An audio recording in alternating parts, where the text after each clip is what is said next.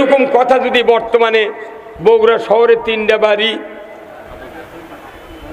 10 বিঘা জমি, 2টা ব্যবসা, 4টা বাস, এমন একটা মহিলা যদি একটা 16 বছরের যুবক বলে ভাই তোমাকে আমার খুব পছন্দ, তোমাকে আমি বিয়ে করবে চাই, এখন ওই ছেলের বাপ আছে, ভাই আছে, দাদা আছে, নানা আছে, দুলা ভাইও আছে, এই বাংলাদেশে 16 বছরের যুবক ওই কথা বলবি যে আমি বাপর থেকে শুনি তারপরে বলবো এই কবি, তখনই কবি চ বগুড়া কোটর চ, লটারি খেলাবর চ, বিয়ে করে এখনই ঢাকা বিলে চলে যাবো, কথা ঠিক কিনা?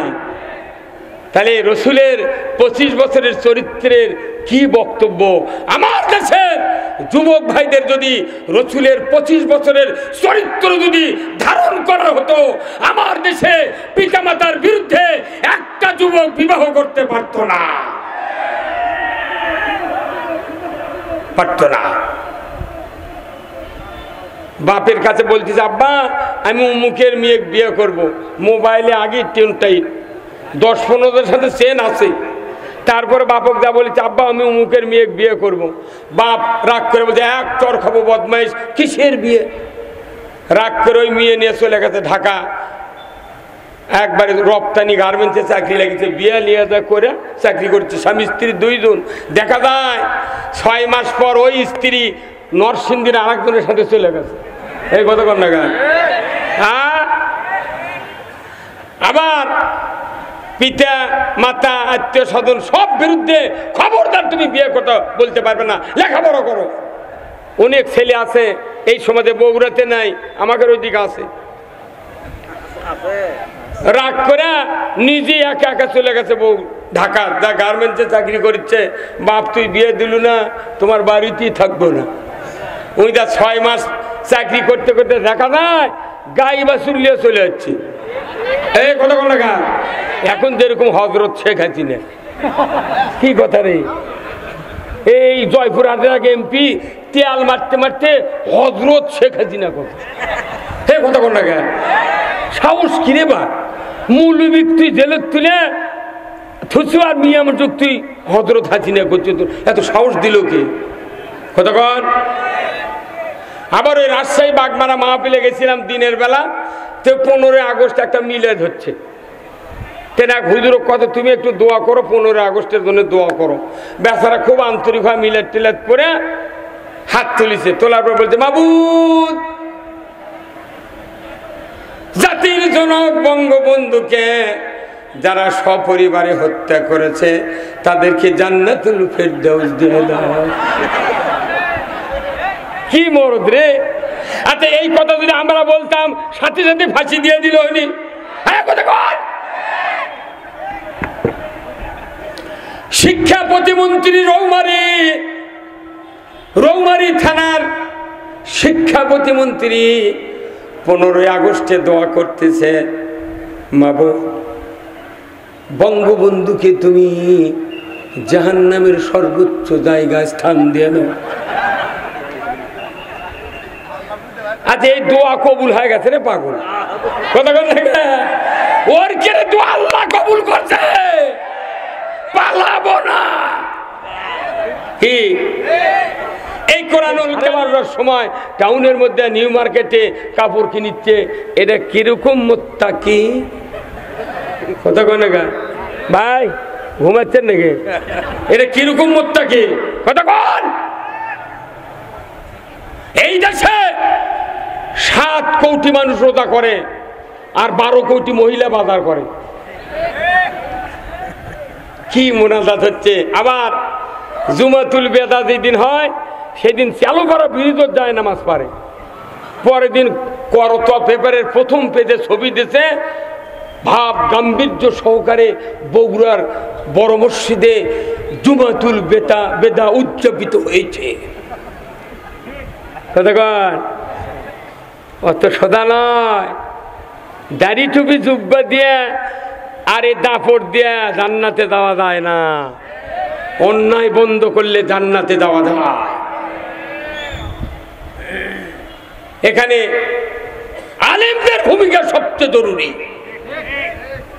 আপনার শোনেন তো, এই যে ধান সেদ্ধর পর চাউল বের করা হয় সেই মেশিনের নাম কি? Rice mill. সেই মেশিনের নাম কি? রাইস মিল। রাইস মিল হলো ওটা চাউল তৈরির হলার, আর মসজিদ হলো মানুষ তৈরির হলার।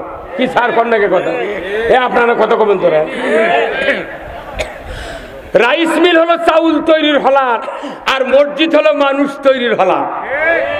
এখন আপনি রাইস মিলের হলারে ধান দিয়েছেন, এই ধান দিয়েছেন ধান বাড়াচ্ছে, ধান দিয়েছেন ধান বাড়াচ্ছে, 3 বার অল্টার করার পর দেখিচ্ছেন খালি ধান দিয়ে ধান বাড়ায়, ওই ধান আর রাখবেন ওখানে? হ্যাঁ, তোমার এটি হচ্ছে ধান বানার জন্য, তুমি চাউল দিবে আবার ধান বাড়ায় খা। আপনি ধান বলবেন হলার মানে ভাই ধান তুলে দাও তো, তোমার মিলে তার থাকার টাইম আমার নাই। বাস ওই ধান নিয়ে আর এক জায়গায় দিয়েছেন। প্রথম বাকরে ধানের যে রাইস মিলের যে হলারম্যান আছে তার দায়িত্ব প্রথম বাকরে পুরা চাউল বের করতে হবে, আর দ্বিতীয় বাকরে চাল সাফ করতে হবে। চাল বাড়াচ্ছে, দ্বিতীয় বাকর যখন দিছে তখন ওই চালের মালিক হাত দিয়ে চাউল ধরিস ওই ডেলিভারির মুখর থেকে ধরে চাউল দেখিচ্ছে সাদা না লাল, তখন বলেছে ভাই একটু সাফ করে দেন ভাই। তখন হলারম্যান বড় বড় করে চোখ পাকাছে, বলতে যাচ্ছে তুমি কালকে ঢিকি বানা চাউল খেলে আর আজ 30 হর্স পাওয়ারের মোটর দিয়ে ভেঙে দিচ্ছে, তোমার তাও আইনকে বলো না, কথা ঠিক কিনা? তখন বলেছে না ভাই ছোলের মা বলেছে না সাদা করে দাও। হ্যাঁ কতক্ষণ কার দোয়াই দিছে? ওনার স্ত্রীর দোয়াই দিছে। তখন হাতুর নিয়ে ওই হাতুর নিয়ে হলারম্যান ওই ছুরি আছে এই আলোতে একবারই এটি একবারই দেখেন তো, এখন করছে না ভাই হয়নি।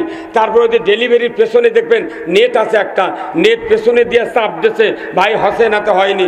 যখন ওই ডেলিভারির ঝাপনি সরে বাম হাত দিয়ে তখন এই বৃদ্ধাঙ্গুলিতে যখন চাপ দিয়েছে তখন চাউল সাদা বাড়াচ্ছে। তখন বলেছে ভাই এখন দেখেন তো, তখন বলেছে হ্যাঁ ভাই এইবার হচ্ছে। কখন চাউল কখন সাদা হচ্ছে? কতক্ষণ? যখন আঙ্গুল দিয়ে চাপ দিয়েছে তখন চাউল সাদা হচ্ছে। আচ্ছা হলার থেকে যদি চাউল লাল বাড়ায় ধান বাড়ায় তাহলে দোষ কার? হলারম্যান। ড্রাইভার হলে ট্রাকেরও ড্রাইভার আছে, যে ভাষা যেটি দরকার সেটা করা লাগবে। হ্যাঁ কতক্ষণ?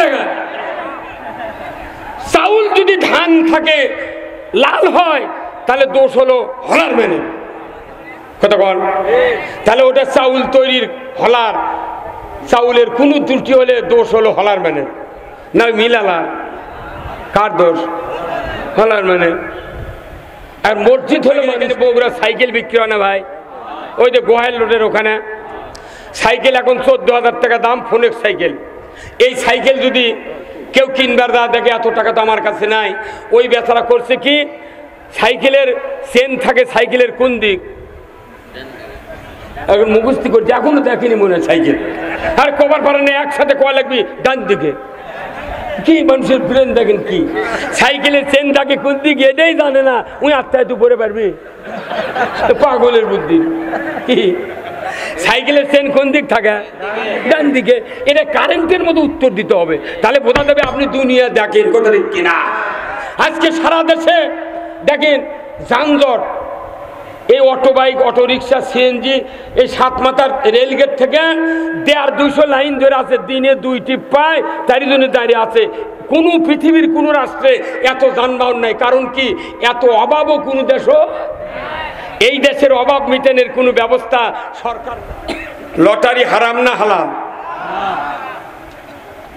এতগুলো লটারি চললো, বগুড়াত কোনদিন মিছিল বার করছেন? হ্যাঁ 20 টাকার টিকিট করে 5 লাখ টাকার R15 গাড়ি পাচ্ছে। কতক্ষণ? ভোটের সময় তো হাজারো নেতা বাড়ায়, মানে কি বাগা কয় হ্যাপি ওয়েট, কয় হ্যাপি ওয়েট প্রার্থী। উনি আবার কি হ্যাপি ওয়েট প্রার্থী?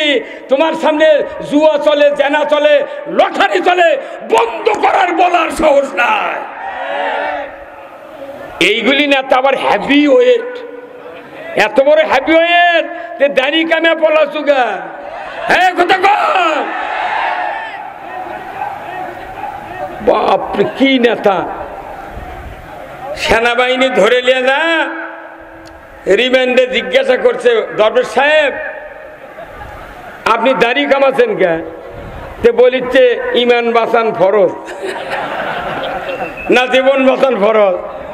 ওই জীবন বাঁচান ফরজ বলিছে, জীবন বাঁচানোর জন্য দাড়ি কামাতে বলে। ওই তাহলে দাড়ি কামাতেও কষ্ট হয় না, এরই নামের পূর্বে লেগেছে আল হাজ। 400 বার হজ করে কোনো লাভ হবে না, কারণ হজ করছে যারা হজ করছে এবং আখিরাতের কল্যাণ হবে, সেই কথাগুলি আমাকে বলার তৌফিক দেয়া দেন। সুবহান রাব্বিকা রাব্বিল ইজ্জাতি আম্মা ইয়াসিফুন ওয়া সালামুন আলাল মুরসালিন ওয়ালহামদুলিল্লাহি রাব্বিল আলামিন। বাবা মাইক আলানা শুনে দাও তো এই জায়গা। তোমাকে মাইক নিয়ে এখানে বসা লাগবে, অত দূর গেছো গা। কথা টানতেছে না, ধাক্কা মারতে দাও। আরে সাউন্ডটা কি হরনের না সাউন্ড বক্সের? হ্যাঁ, ভালো করে সাউন্ড দাও, ঝনঝন করছে। আলহামদুলিল্লাহ, লাখ কোটি দরুদ সালাম বিশ্ব মানবতার মুক্তির দিশারি, যিনি হলেন তামাম পৃথিবীর শ্রেষ্ঠ নবী, শ্রেষ্ঠ রাসূল।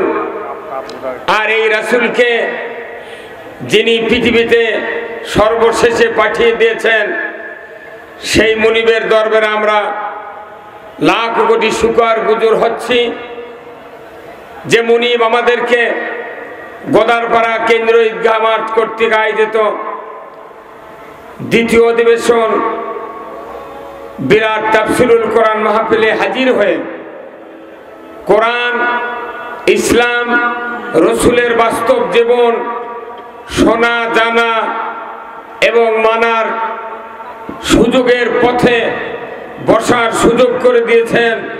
সেই জন্য সেই মুনিবের দরবারে শুকরিয়া আদায় করছি। সবাই পড়ছি আলহামদুলিল্লাহ, আরো জোরে সোরে পড়ি আলহামদুলিল্লাহ। লাখ কোটি দরুদ সালাম বিশ্ব নেতা, বিশ্ব নবী, যিনি হলেন তামাম পৃথিবীর শ্রেষ্ঠ পিতা, শ্রেষ্ঠ নানা, শ্রেষ্ঠ স্বামী, শ্রেষ্ঠ রাখাল, যিনি তামাম পৃথিবীর শ্রেষ্ঠ সেনাপতি এবং তামাম পৃথিবীর সর্ববৃহৎ, প্রথম যেদিন মদিনার রাষ্ট্র কায়েম হয়েছিল সেই রাষ্ট্রের তিনি ছিলেন সফল একজন রাষ্ট্রনায়ক। বলুন ঠিক কিনা? রসুল সফল রাষ্ট্রনায়ক, এটা কি মেনে নিতে সমস্যা? তাহলে সবাই কেন বললেন না ঠিক? আল্লাহ রাসূলের নেতৃত্ব যদি কেউ মেনে না নিতে পারে, তার জীবনের কোন ইবাদত আল্লাহর কাছে কবুল হবে না। কথা ঠিক কিনা? আসল কাজ হলো রসুলের নেতৃত্ব মেনে নেওয়া। আমরা এই বাংলাদেশ দ্বিতীয় বৃহত্তম মুসলিম রাষ্ট্র। আমাদের এদেশে দাড়ি, টুপি, পাঞ্জাবি, মসজিদ, মাদ্রাসা, জিকির, আজকার, হজ, উমরা, ইসলামের যতগুলি আনুষঙ্গিক ধর্মীয় বিষয় রয়েছে, এইগুলির প্রতি আন্তরিকভাবে বিশ্বাস রাখতে পারি।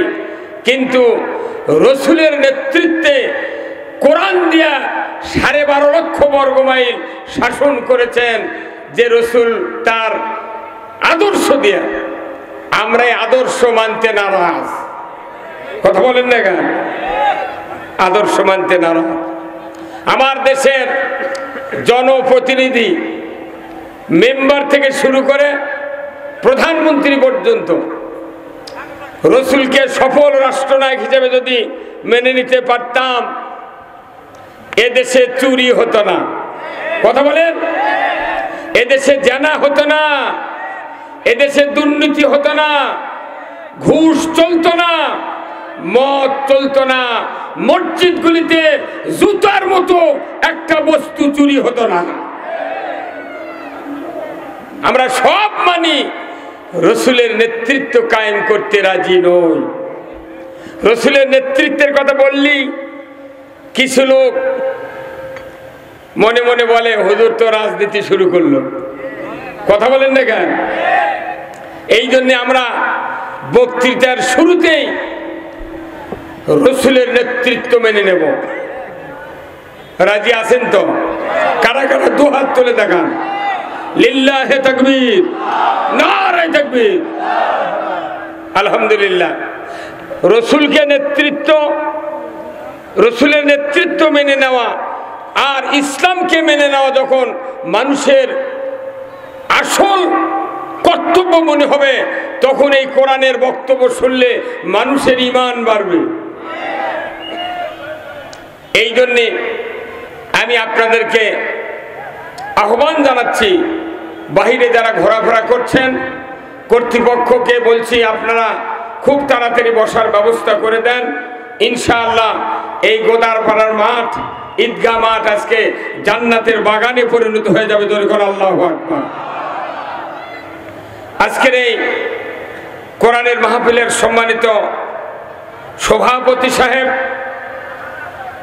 শ্রদ্ধাভাজন জনাব আলহাজ অধ্যক্ষ প্রফেসর মাওলানা মোহাম্মদ আব্দুল মান্নান, সাবেক অধ্যক্ষ সরকারি গাবতলী কলেজ বগুড়া, আল্লাহ এই মুরব্বীকে দ্বীনের জন্য কবুল করুক, বলুন আমিন।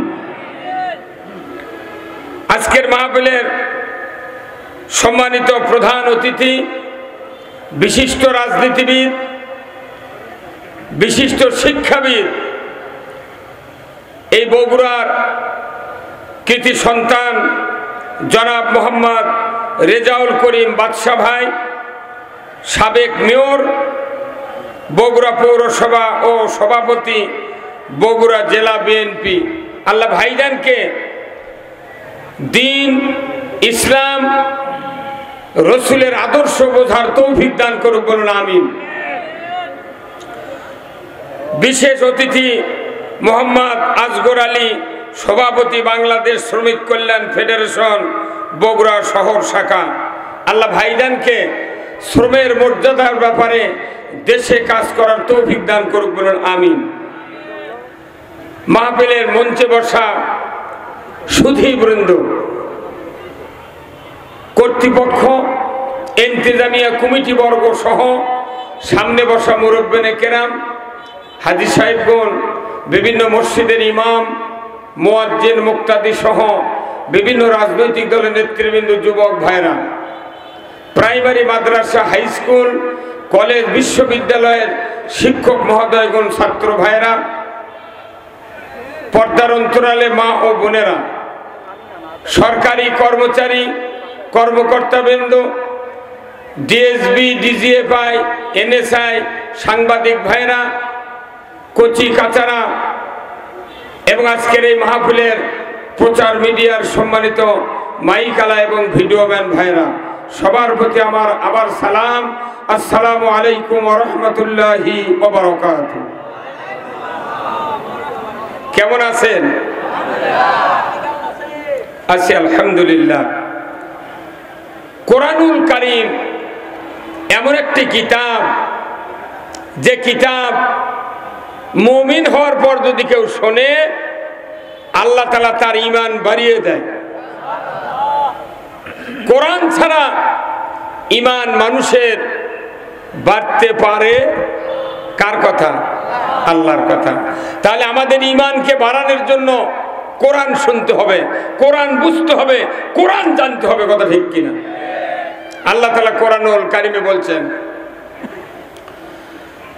ইন্নামাল মুমিনুনা আল্লাযীনা ইযা যুকিরাল্লাহ ওয়াজিলাত কুলুবুহুম ওয়া ইযা তুলিয়াত আলাইহিম আয়াতুহু জাদাতহুম ঈমানা ওয়া আলা রাব্বিহিম ইয়াতাওয়াক্কালুন। আল্লাহ বলছেন নিশ্চয় যারা মুমিন তাদের সামনে আল্লাহর জিকির, পুরো কোরআন কার জিকির? আল্লাহর জিকির। এই কোরআনে আল্লাহর জিকির, আল্লাহর বয়ান, আল্লাহর কথা, আল্লাহর বক্তব্য, আল্লাহর ওয়াজ, আল্লাহর নসিহত যদি মুমিনের সামনে কানে পড়ে, আমার আল্লাহ বলছেন অজিলাত কুলবুহুম, অন্তর থরথর করে কাঁপতে হবে। ধরে কোন আল্লাহু আকবার। আল্লাহর কথা শুনে, আল্লাহর নাম উচ্চারণ করলে মানুষের অন্তর তখনই কাঁপবে যখন ওই মানুষের ভেতরে মুমিনের যোগ্যতা পয়দা হবে। তাহলে আল্লাহর কথা কখন ভালো লাগবে? যখন আমরা মুমিন হব। কি ভাই, কথা ঠিক কিনা? যদি মুমিন না হয় তাহলে আল্লাহর কথা শুনলে আমাদের কি ভালো লাগবে? কি লাগবে? তখন কি হবে? তখন শরীর চুলকাবে। কথা বলেন, কি চুলকাবে? শরীর। পূর্বেও কোরআন যখন নাজিল হয়েছে ১৫০০ বছর আগে, আল্লাহ রসুল যখন কোরআনের কথা বলেছেন তখন কিছু লোক ঈমান এনেছিলেন, আর বেশিরভাগ লোকের গা জ্বালা হয়েছিল। কথা ঠিক কিনা? আজকে তাম পৃথিবীতে ঈমানদার মুসলমানকে দুনিয়ার থেকে বিদায় করার ষড়যন্ত্র চলছে, ইসলামকে বিতাড়িত করার ষড়যন্ত্র চলছে। ঠিক এই সময় যখন আমরা কোরআনের কথা বলছি, তখনও দেখা যায় অনেক লোকের কোরআন শোনার পর মাথা গরম হয়, গা চুলকায়, রাগ পয়দা হয়। কথা ঠিক কিনা? কোরআন শুনলে রাগ পয়দা যদি হয়, নির্ঘাত ওই লোক জান্নাত থেকে বিতাড়িত। এই কথা ঠিক কিনা? ভাইরা আমার, আল্লাহ রাব্বুল আলামিন কোরআনুল কারিমে বলছেন, মুমিন হইলে অন্তর থরথর করে কাঁপবে আল্লাহর কথা, আল্লাহর জিকির, আল্লাহর নাম যখন উচ্চারণ তার কানে পড়বে। ২ নাম্বার, এই মুমিন যখন কোরআন শুনতে পাবে, ওয়াইজা তুলিয়াত আলাইহিম আয়াতুহু, কোরআনের আয়াত যখন তাদের সামনে তেলাওয়াত করা হবে, সে যদি মুমিন হয় তার গতি হবে আল্লাহর দিকে। কার দিকে? আল্লাহর দিকে। মানুষের গতি 2 দিক যায়, একটা হলো আল্লাহর দিকে, আর একটা হলো শয়তানের দিকে। কথা ঠিক কিনা? তাহলে এই কিতাব কার কিতাব? আল্লাহর কিতাব। এই কিতাব যারা পড়েছি, আপনারা যারা পড়েছেন, এই কিতাবের ভেতরে কয়টি দলের কথা আছে? যেরকম কয় দল? সবাই জানতে হবে। তাছাড়া দল যদি না চিনেন, দল যদি না বোঝেন, তাহলে কোন দল আপনি করবেন আপনিও জানবেন না। তাহলে কোরআনে কয় দল? যেরকম 2 দল। কয় দল? 2 দল। 1 নম্বর দল কার? আল্লাহ। আরবি হলো হিজবুল্লাহ আর হিজবুর শয়তান। একটা আল্লাহর দল আর একটা শয়তানের দল। বলুন তো, এই আল্লাহর দলের প্রতিষ্ঠাতাকে? আল্লাহ, তাই না? আল্লাহর দলের প্রতিষ্ঠাতা আল্লাহ নিজেই। আল্লাহু আকবার। তাহলে আল্লাহর দলের প্রতিষ্ঠাতা আল্লাহ নিজেই, কিতাব নাযিল করছেন তিনি, আবার ওই আল্লাহর দলের কিতাবই হলো কোরআন।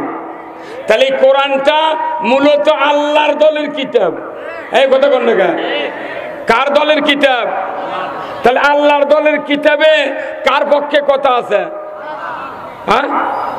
তাহলে আল্লাহর পক্ষের কথা কোরআন পুরোটা ভর্তি। এই আল্লাহর পক্ষে যখন কথা হবে, তখন দেখা যায় যারা আল্লাহর পথ, আল্লাহর পক্ষে নাই, তাদের কোরআনের কথা স্বাদ লাগে না। এই জন্য কোরআনকে মেনে নিতে গেলে আল্লাহর দলের কিতাব হিসেবে মানতে হবে। কথা ঠিক কিনা? অথচ কিছু কিছু লোক বলে, ভাই নামাজ কালাম পড়বো, উমরা হজ করবো, ইতিকাফ করবো, রোজা করবো, ও দলাদলি ফালাফালির মধ্যে নেই, উনি নির্দলীয় তত্ত্বাবধায়ক হবে।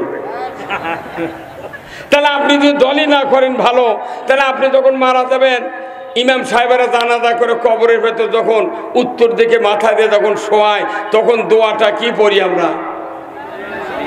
বিসমিল্লাহি ওয়া আলা মিল্লাতে।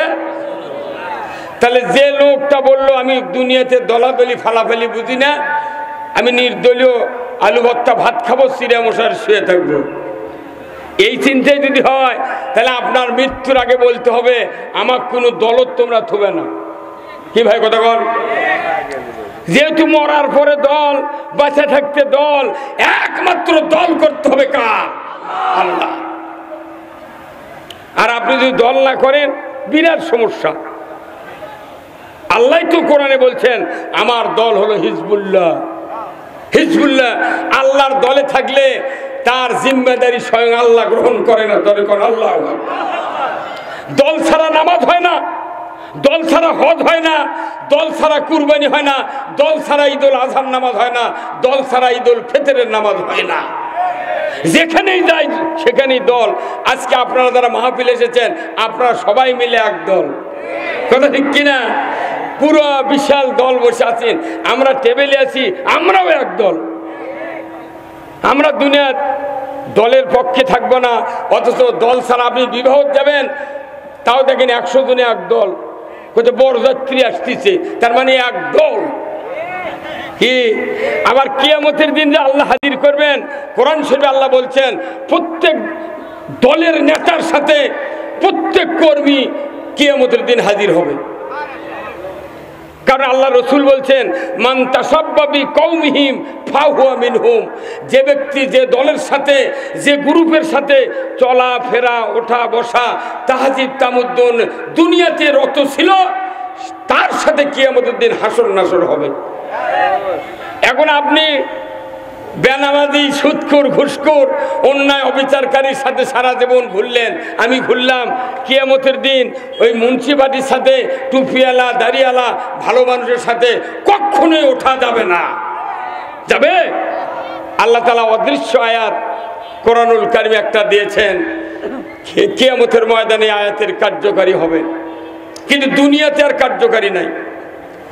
আল্লাহ রাব্বুল আলামিন সূরা ইয়াসিনের ভিতরে বলেছেন ওয়ামতাজুল ইয়াউমা আইয়ুহাল মুজরিমুন।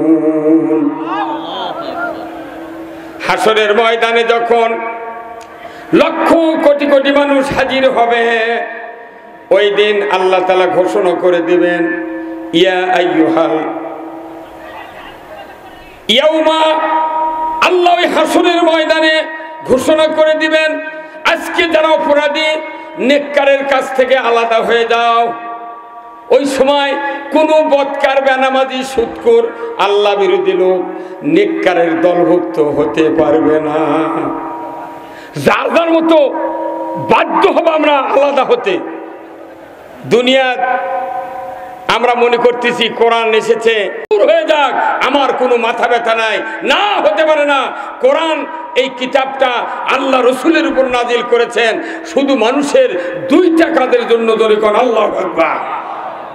আল্লাহ তাআলা কোরআনে বলছেন শাহরু রমজান আল্লাযী উনজিলা ফীহিল কুরআন হুদাল লিন্নাস ওয়া বায়িনাতিন মিনাল হুদা ওয়াল ফুরকান।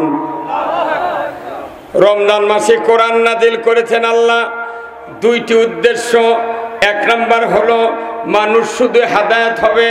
আল্লাহু আকবার। মানুষ কি হবে? খালি হেদায়েত, খালি আল্লাহর পথে চলবে, রসুলের পথে চলবে, ইসলামের পথে চলবে, কোরআনের পথে চলবে, এটা আল্লাহর উদ্দেশ্য। আর দুই নাম্বার বাইয়িনাতুম মিনাল হুদা ওয়াল ফুরকান, ন্যায় আর অন্যায় পৃথক করবে। ন্যায়ের সাথে অন্যায় থাকবে না, সুদের সাথে যাকাত থাকবে না, সত্যর সাথে মিথ্যা থাকবে না, আল্লাহর আনুগত্যের সাথে শয়তানের আনুগত্য থাকতে পারে না। একই মানুষ বাংলাদেশে দুই গ্রুপ আছে, কতক্ষণ না? একই মানুষ বাংলাদেশে দুই গ্রুপ।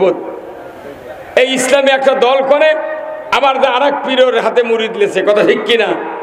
ই আবার এমন মাত্র ভোট দেয় ইসলামক তারাই কতক্ষণ, তাহলে কয় দল হলো? 3 দল।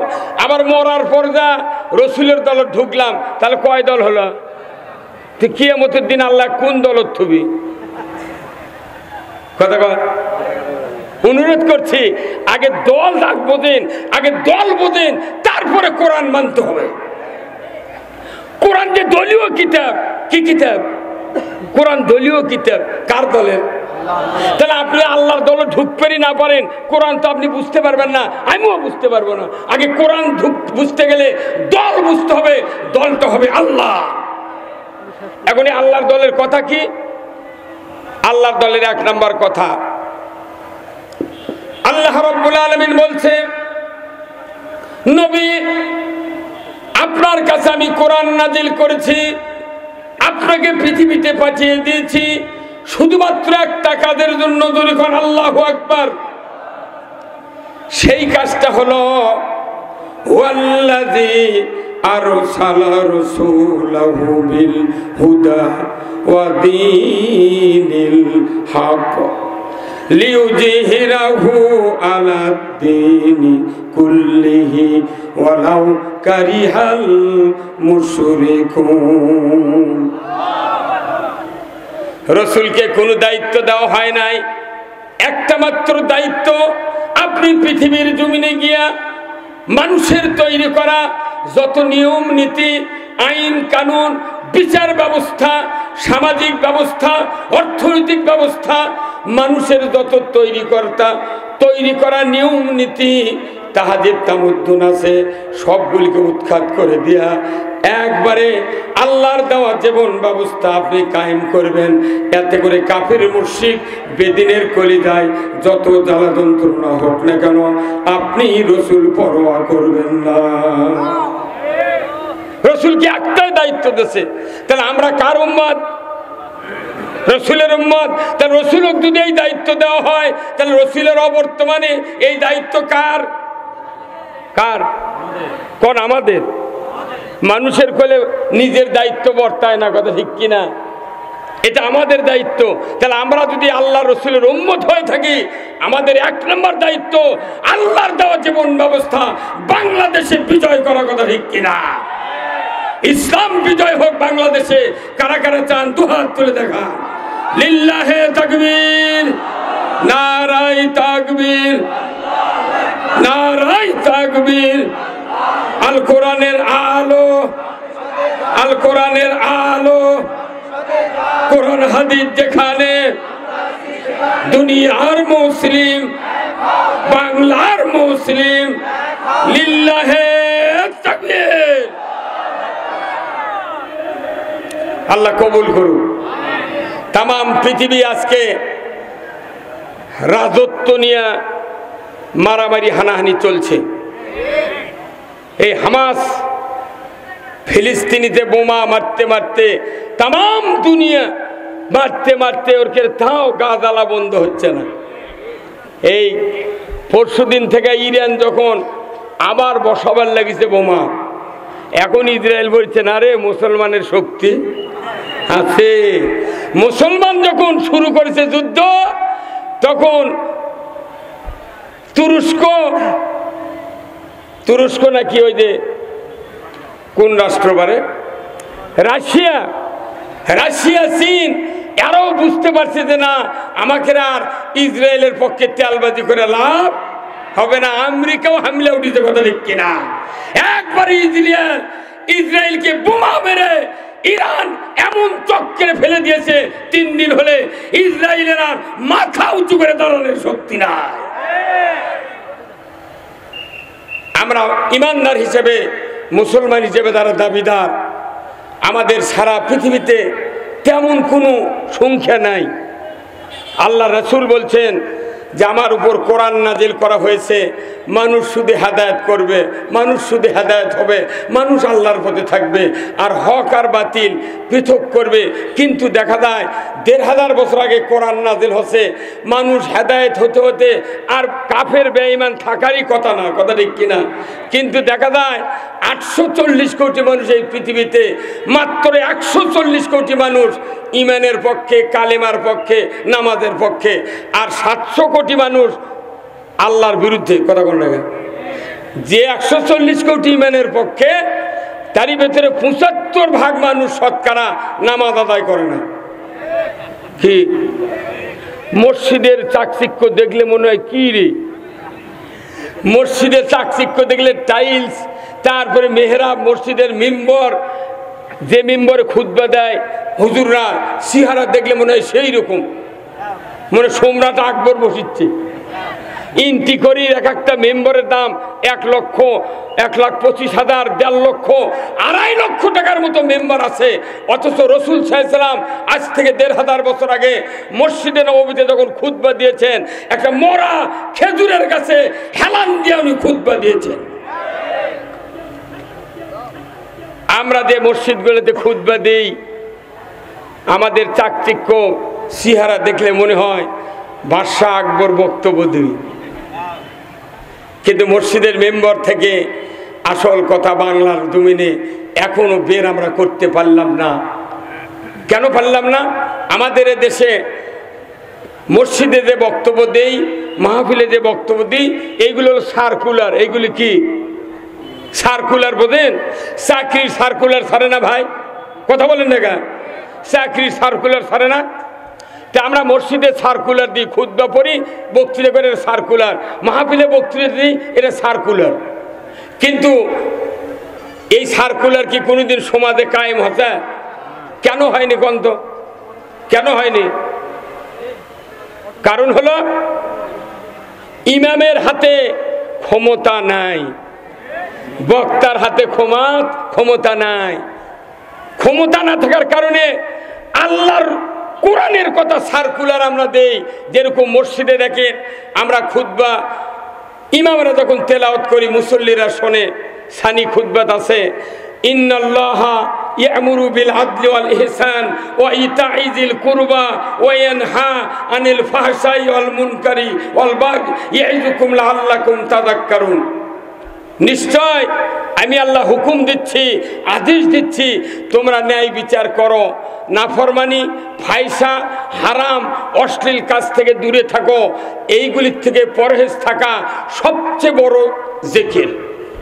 সবচেয়ে বড় কি? জিকির। কিন্তু এই জিকিরের কথা খুতবাত হয়, কিন্তু ফায়সা, অন্যায় কাজের থেকে আমরা বাঁচতে পারতেছি ভাই? এই জনগণ বাঁচতে পারতেছি? আচ্ছা বলেন তো, লটারি হারাম না হালাল? তাহলে বগুড়া শহরে কমপক্ষে 250 মসজিদ আছে। এই বগুড়াতে লটারি চললো, মাথায় নষ্ট মামা। কতক্ষণ না গা? আমি তো ফ্যানটা এই দিক দিতে বলছি, ফ্যান ওই দিক কেন দেওয়ার কারণ কি? তুমি নামে দাও, এখানে আরো এই দিক দিয়ে দাও, মাইকের কিছু সাউন্ড হবে, এই দিক সোজা করে দাও। না ঠিক হয়নি, বোঝে না। সার্কুলার যে চালু হয় না, এর কারণ কি? বক্তা ইমামকে হাতত ক্ষমতা নাই।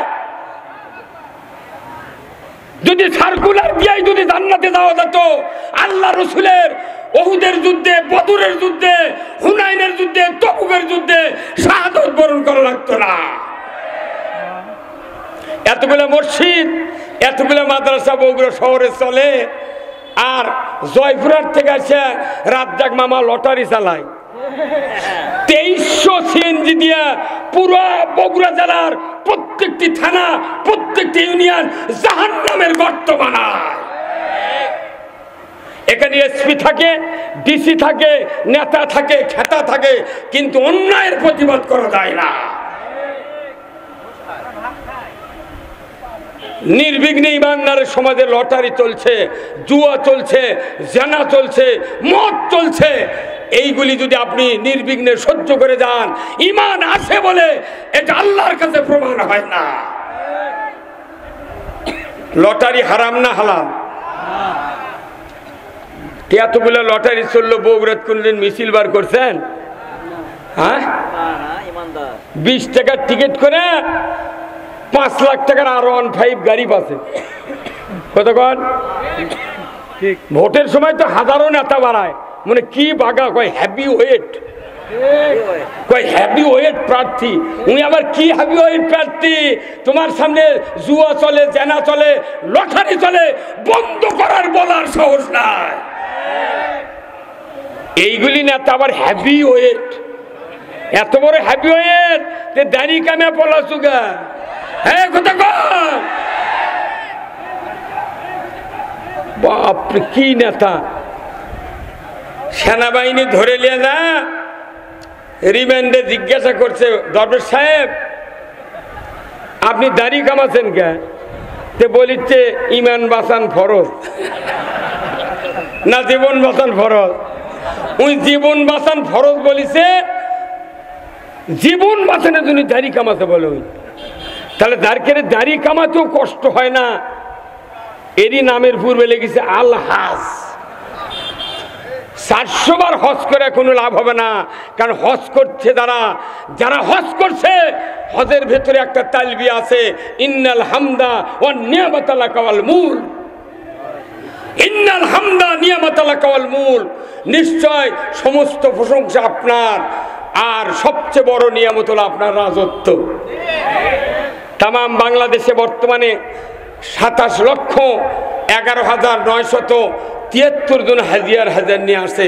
এই কয়েকটা হাজি যদি বাংলাদেশে ইসলাম কায়েমের ব্যাপারে রাষ্ট্রশক্তি কোরআন দিয়ে চলুক, এটার ব্যাপারে আন্দোলন করে, টুমরো বাংলাদেশে কোরআন বিজয় হতে বাধ্য।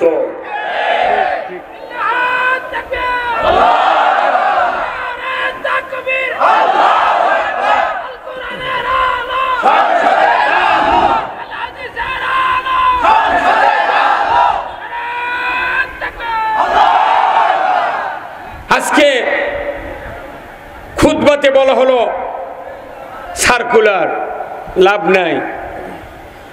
মাহফিলে বলা হলো চুরি হারাম, জেনা হারাম, সুদ হারাম, পর্দা ফরজ, নামাজ কায়েম করো, এগুলো শুধু সার্কুলার, কোনো লাভ নাই, ক্ষমতা নেই। তো এটা বলা আমাদের জীবন ব্যথা, একবারে ব্যথা।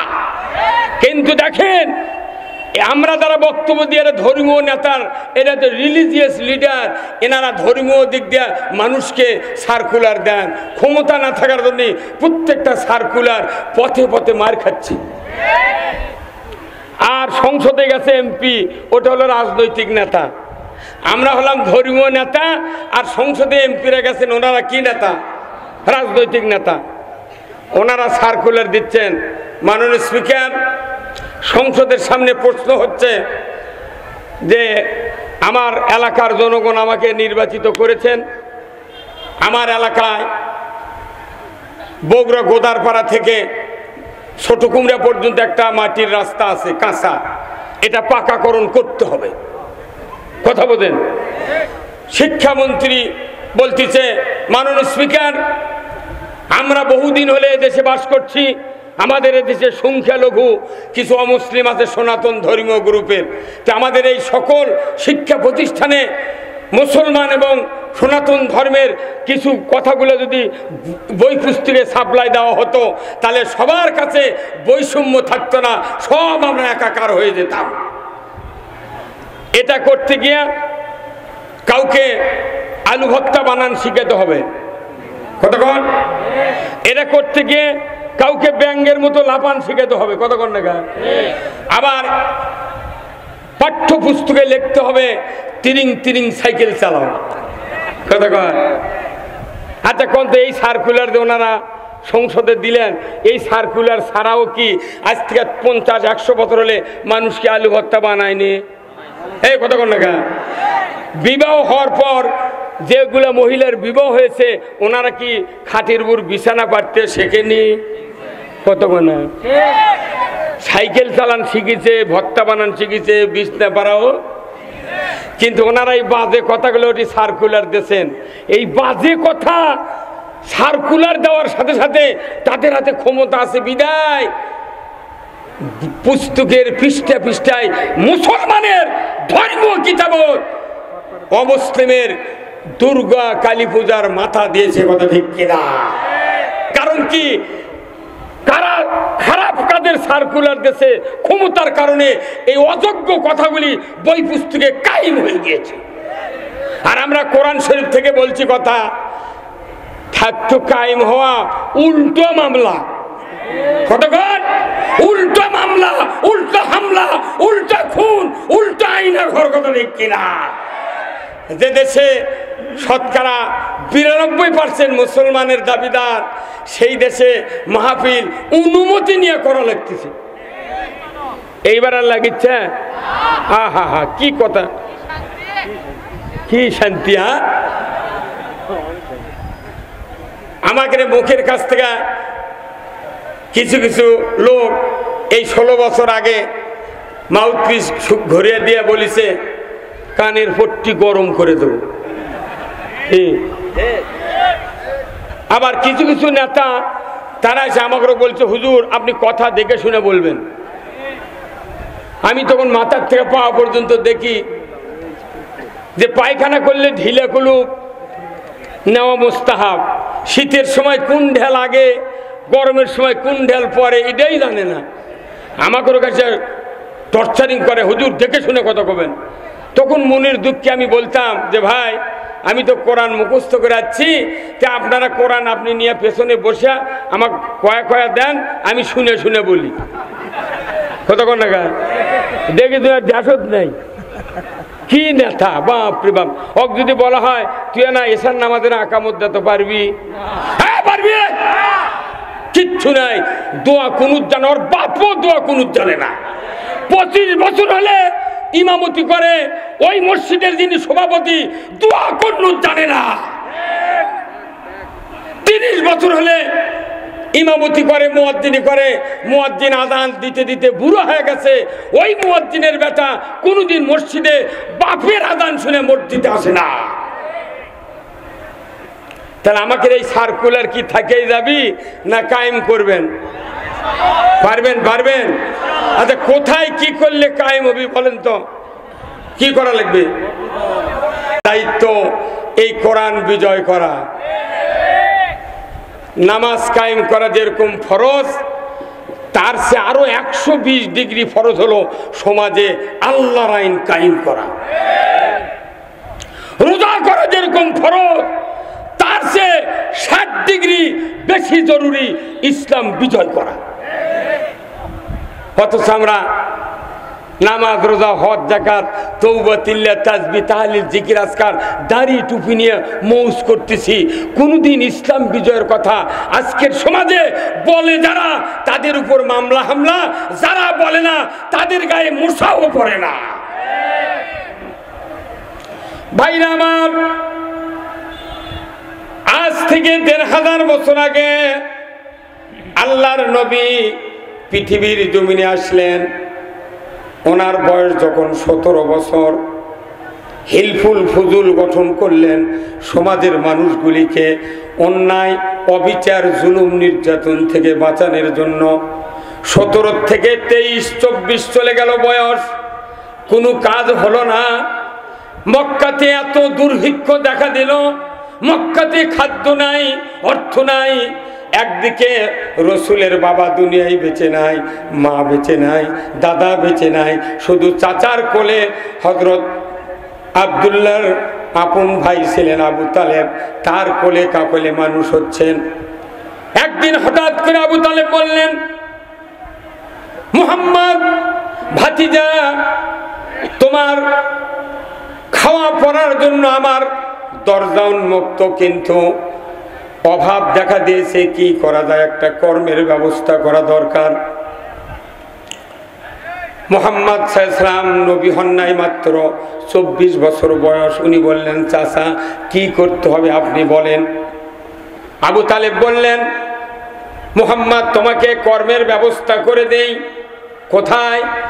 বলে এই মক্কাতে 7 জন ধনী মানুষ আছে, তার ভেতরে 3 নাম্বার ধনী হলেন হযরতে খাদিজা।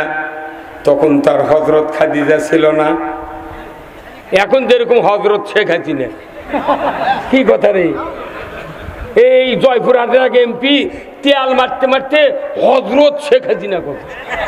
হে কথা কোন না কেন সাহস কিনে বা মৌলবী তুই জেলের তুলে থুসু আর মিয়াম যুগ তুই হজরত হাসিনা করছো, তোর এত সাহস দিল কে? কথা কন। আবার ওই রাজশাহী বাগমারা মাহফিলে গেছিলাম দিনের বেলা, তো 15 আগস্ট একটা মিলাদ হচ্ছে। এক হুজুর কত তুমি একটু দোয়া করো, 15 আগস্টের জন্য দোয়া করো। বেচারা খুব আন্তরিক হয় মিলাদ টিলাদ করে হাত তুলিছে, তোলার পর বলছে মাবুদ জাতির জনক বঙ্গবন্ধুকে যারা সপরিবারে হত্যা করেছে তাদেরকে জান্নাতুল ফেরদাউস দিয়ে দাও। কি মরদ রে! আচ্ছা এই কথা যদি আমরা বলতাম সাথে সাথে ফাঁসি দিয়ে দিল উনি। হ্যাঁ কথা কর। শিক্ষা প্রতিমন্ত্রী রৌমারী থানার শিক্ষা প্রতিমন্ত্রী 15 আগস্টে দোয়া করতেছে, মাবুদ বঙ্গবন্ধুকে তুমি জাহান্নামের সর্বোচ্চ জায়গায় স্থান দিয়ে দাও। আচ্ছা এই দোয়া কবুল হয়ে গেছে রে পাগল, কথা বল না? ওর কে দোয়া আল্লাহ কবুল করছে, পালাবো না। কি এই কোরআনুল কারিমে একটা আয়াত আছে, এই পৃথিবীতে নাজিলের পর থেকে 2 বার এই আয়াত পৃথিবীতে কায়েম হয়েছে, 2 বার কার্যকারী ভূমিকা পালন করেছে। আজ থেকে 250 বছর আগে লক্ষণ সেন নেবে একটা রাজা ছিল, লক্ষণ সেন পলে গেছে রাজ্য থেকে, জনগণকে এত অত্যাচার করেছে, ওই যে পালায় গেছে আর ফিরতে পারে নাই। 250 বছর পর বাংলাদেশ থেকে আমাদের দেশের একটা প্রধানমন্ত্রী পালিয়ে গেছে। কতক্ষণ? তাহলে এই আয়াতের কার্যকারিতা নাজিলের পর থেকে 2 বার কায়েম হলো। সে আয়াতটা হলো সূরা রহমান। আল্লাহ তাআলা কোরআনুল কারিমে বলছেন, ইয়া মাশারাল জিন্নি ওয়াল ইনসি ইন ইসতাতা'তুম আন তানফুযু মিন আকতারিস সামাওয়াতি ওয়াল আরদ ফানফুযু লা তানফুযুনা ইল্লা বিসুলতান। আমার আল্লাহ বলেছেন, ও পৃথিবীর মানুষগুলি, পৃথিবীর জিনগুলি, তোমরা যদি আমি আল্লাহ আমার আনুগত্য না করো, বশ্যতা স্বীকার না করো, আমার রাজ্য থেকে তোমরা বেরিয়ে যাও। কি কার কথা? এই যে বৈষম্য বিরোধী ছাত্ররা আন্দোলন করলো, এদের প্রথম টিপস ছিল আমরা কোঠা বিরোধী আন্দোলন করছি, কথা ঠিক কিনা? তারপরে হতে হতে বৈষম্য, হতে হতে পদত্যাগ চাই, হতে হতে দেশ ছাড়ো, ক্ষমতা ছাড়ো, করতে করে একটা দিন একটা ছাত্রের মুখ দিয়ে বাড়ায়নি তুমি পালাও, বাড়াচ্ছে। তাহলে দেখেন পালালো কি কারণে? এই আয়াতের কার্যকারী ভূমিকা, যে যারা আল্লাহ এবং আল্লাহ রসুলের আনুগত্য অনুসরণ থেকে বিপদগামী হয়ে যায়, আল্লাহ বলেছেন আমার রাজ্যে তাদের থাকার অধিকার নাই। আজকে আমাদের বুঝতে হবে, যারা আমরা মাহফিলে বসে আছি, রসুলের জীবনটা ছিল অন্যায়ের প্রতিবাদ করা, কথা ঠিক কিনা? আমার ভাইরা, আবু তালেব বললেন, মুহাম্মদ খাদিজার বাড়িতে তোমাকে চাকর হিসেবে নিয়োগ দেব, চাকরি দেব, তুমি কি করতে পারবা? মুহাম্মদ সাল্লাল্লাহু আলাইহি ওয়াসাল্লাম নবী হন নাই তখন। উনি বললেন, চাচা আপনি যদি ঠিক করে দেন আমি থাকতে রাজি আছি। জোরে কন্যা মারহাবা। বিশ্ব নবী মানুষের বাড়িতে রাখালি করতেছেন, গরু চরানের রাখাল নয়, ছাগল চরানের রাখাল, কথা ঠিক কিনা? প্রত্যেকটা নবী রাসূলকে আল্লাহ তাআলা ছাগল চড়ায় ট্রেনিং দিয়েছেন। ছাগল যেরকম বেয়াদবি করে, মানুষ ওই রকম বেয়াদবি করে। কতক্ষণ? ছাগল ছেড়ে দিলে মানুষের ধান খায়, অন্যের গম খায়, অন্যের ফসল নষ্ট করে। মানুষ ওই রকম ইচ্ছা মতো দুনিয়াতে চলবে, আল্লাহ রসুলের তোয়াক্কা করবে না। তোমাকে ছাগল দিয়ে ট্রেনিং দিয়ে তোমাকে মানুষকে ভালো বানাতে হবে। ভাইরা আমার, আল্লাহ রসুলকে চাকরি দেওয়া হলো। 24 বছর বয়সে চাকরি লাগলেন। চাকরি করতে করতে 25-এ পদার্পণ। হঠাৎ করে হযরত খাদিজা রাদিয়াল্লাহু তাআলা আনহা, উনি তখন রসুলের স্ত্রী হন নাই, উনি শুধু তার মুনিব। খাদিজা বলছেন, মুহাম্মদ, আজকে সকালবেলা তুমি খাওয়া দাওয়ার পর একদল দুম্বা নিয়ে, ছাগল নিয়ে তুমি মরুভূমিতে যাবে। আমি বসে বসে জানালা থেকে তোমার দৃশ্য আমি দেখতে চাই।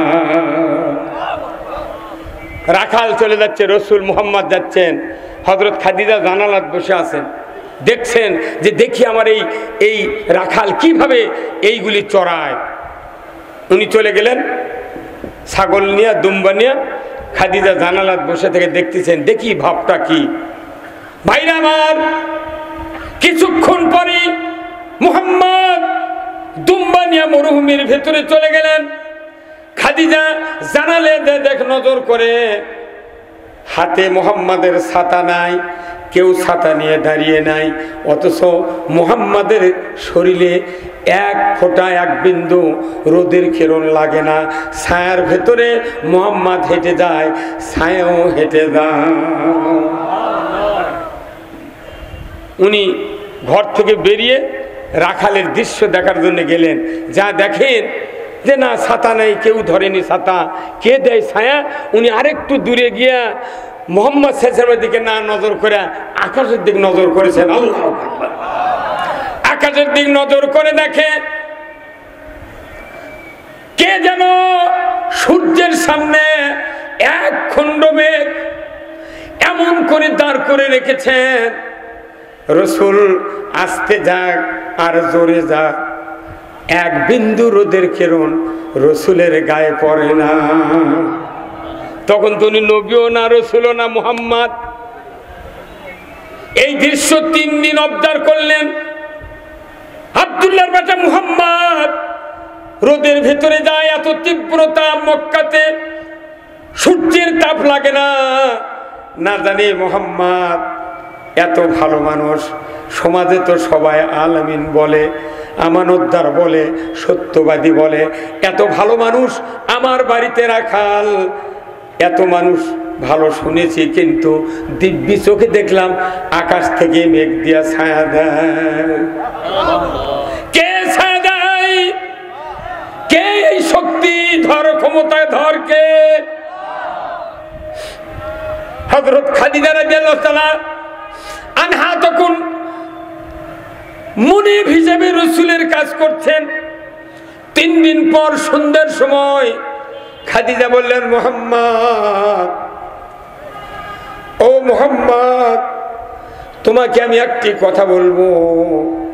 সেই কথাটা হলো, আমার একটা স্বামী আমাকে তালাক দিয়েছে, আর একজন স্বামী দুনিয়ার থেকে বিদায় হয়েছেন।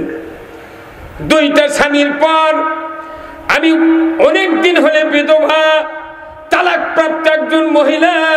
ও মুহাম্মদ, আমি তোমার কাছে একটা দরখাস্ত করতে চাই। আমি তোমাকে চিরসাথী হিসেবে নিজেকে আপন করে নিতে চাই।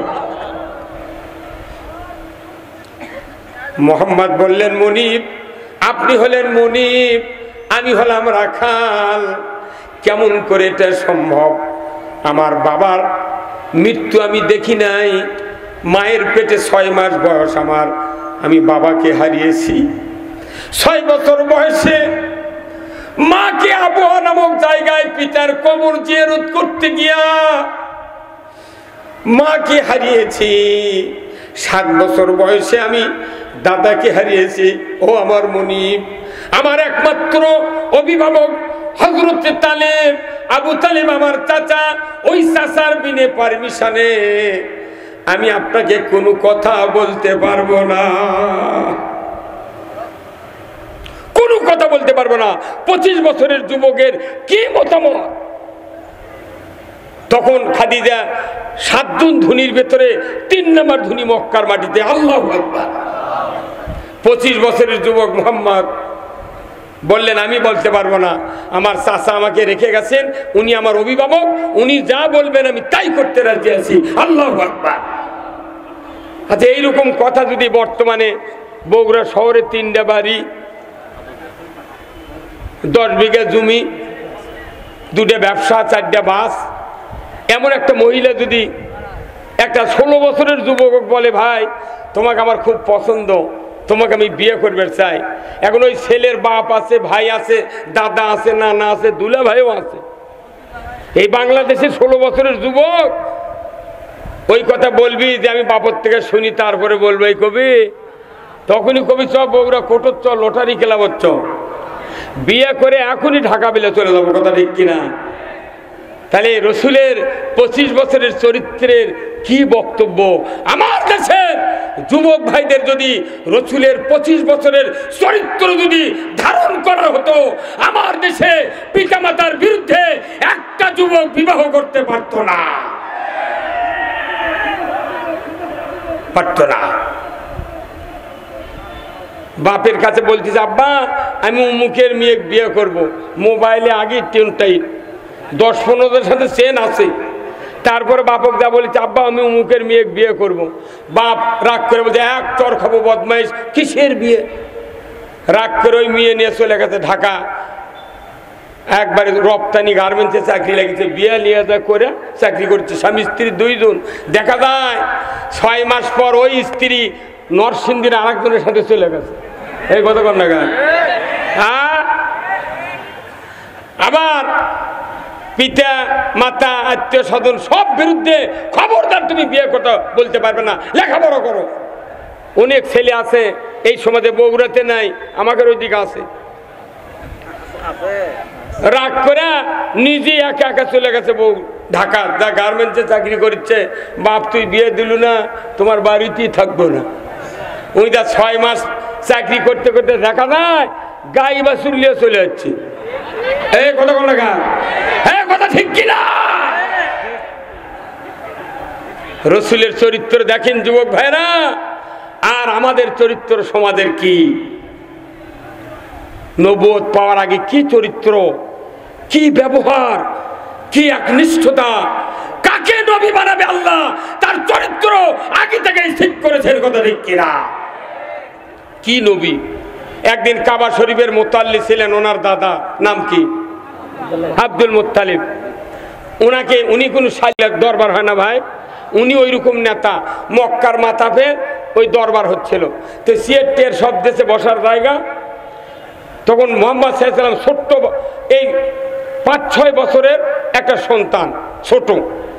এখন যে সিয়েরটা আব্দুল মুত্তালিবের, ওই সিয়েরে আসে মোহাম্মদ সাল্লাল্লাহু আলাইহি ওয়াসাল্লামের ছোট্ট মানুষ সিয়েরের উপর বসে হেলান নিয়ে বসে আছে। সুবহানাল্লাহ।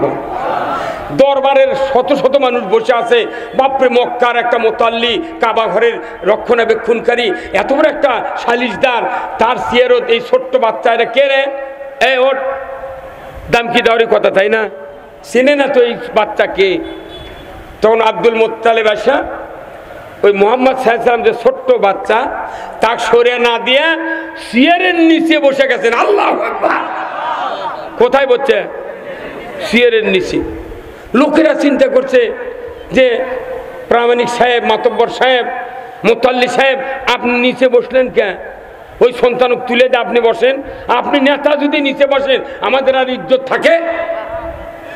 আব্দুল মুত্তালিব বললেন, এ সালিসের লোকেরা, তোমরা জানো না, তোমরা জানো না এই মক্কাতে যে সন্তানকে চেয়ার থেকে নেমে দিতে বলছো আমাকে, তোমরা জানো না এর পরিচয় যদি জানতে তোমাদের চেয়ার ছেড়ে দিয়া এই সন্তানকে বসা দিতে।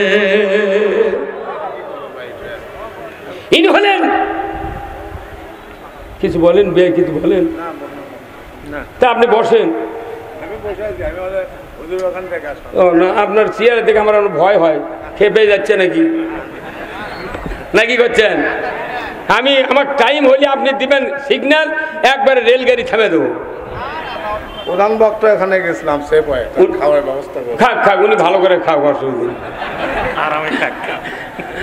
আমার গতকালকে মাহফিল ছিল ভিন্ন জগৎ নাই, তারাগঞ্জ থানা রংপুরের, তার থেকে 16 কিলো পশ্চিমে ভিন্ন জগতের ওখানে ছিল।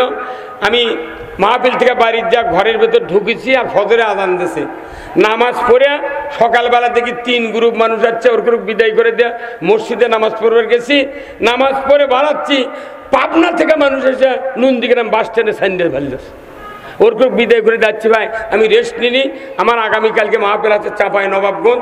আমি খুব স্লোলি অল্পক্ষণ আমি আপনাদেরকে কথা বলবো, যে কথা শুনলে রসুলের আদর্শ বোঝা যায়। যেরকম আল্লাহু আকবার। আমার ভাইরা, আল্লাহ রসুল বললেন, খাদিজা ও আমার মুনিব, চাচার কাছ থেকে না শোনা পর্যন্ত উত্তর দিতে পারবো না। চাচাকে বললেন, চাচা আমার মুনিব খাদিজা এই পরামর্শ দেয়, খবর কি করা যাবে কি না, আপনার কথা ছাড়া আমি উত্তর দিতে পারবো না।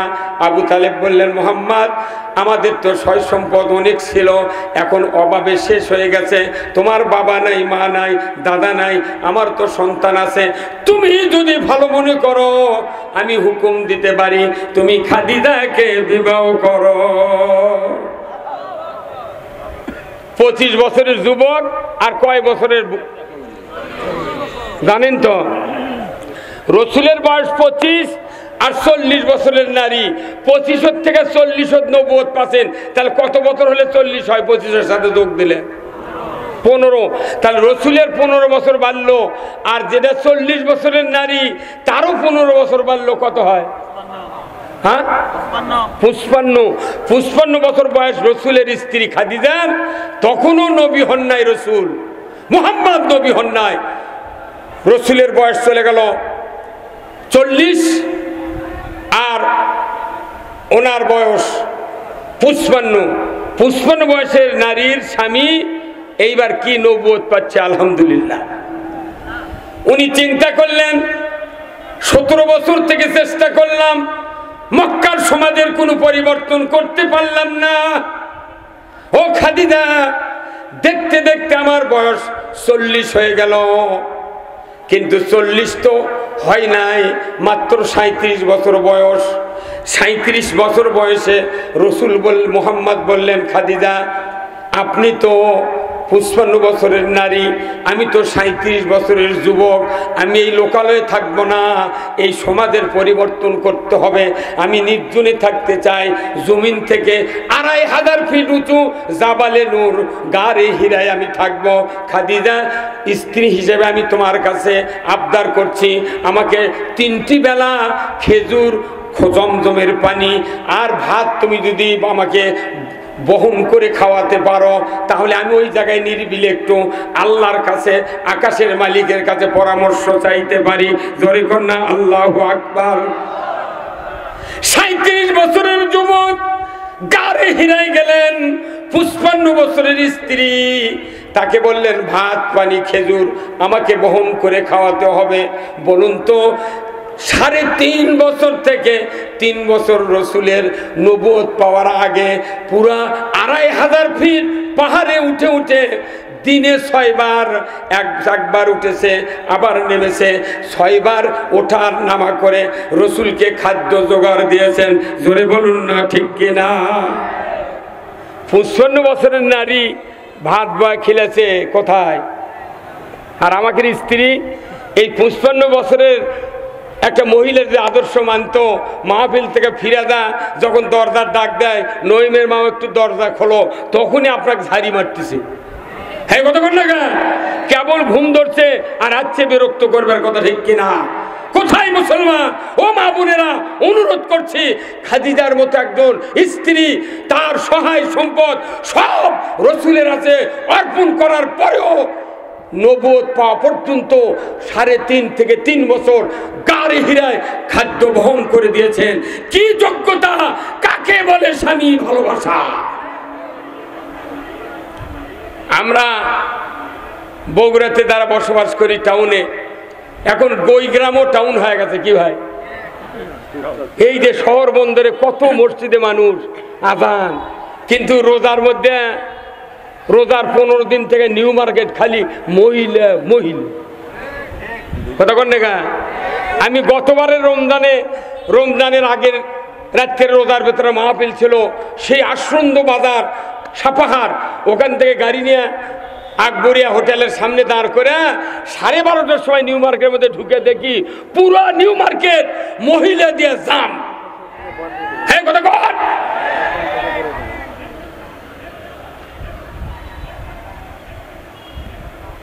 মহিলা দেখি দাম। আচ্ছা কোন তো রোজা কিসের জন্য ফরজ করেছেন আল্লাহ? মোত্তাকে, বাহ ধন্যবাদ, মরদে আছে রে। ইয়া আইয়ুহাল্লাযিনা আমানু কুতিবা আলাইকুমুস সিয়ামু কামা কুতিবা আলাল্লাযিনা মিন ক্বাবলিকুম লাআল্লাকুম তাত্তাকুন। রমজানের রোজা ফরজ করা হয়েছে, এই রোজা পূর্ববর্তীদের উপর ফরজ ছিল, তোমাদের উপর ফরজ করা হয়েছে এই জন্যে যাতে করে তোমরা মুত্তাকি হতে পারো, আল্লাহকে ভয় করতে পারো। তাকওয়ার জন্য রোজা, অথচ স্বামীও রোজা করলে 1 মাস, স্ত্রীও রোজা করলে 1 মাস। রাতের 12:30টার সময় টাউনের মধ্যে নিউ মার্কেটে কাপড় কিনিচ্ছে, এটা কিরকম মুত্তাকি? কথা কয় না গা ভাই, ঘুমাচ্ছেন নাকি? এটা কিরকম মুত্তাকি? কথা কন।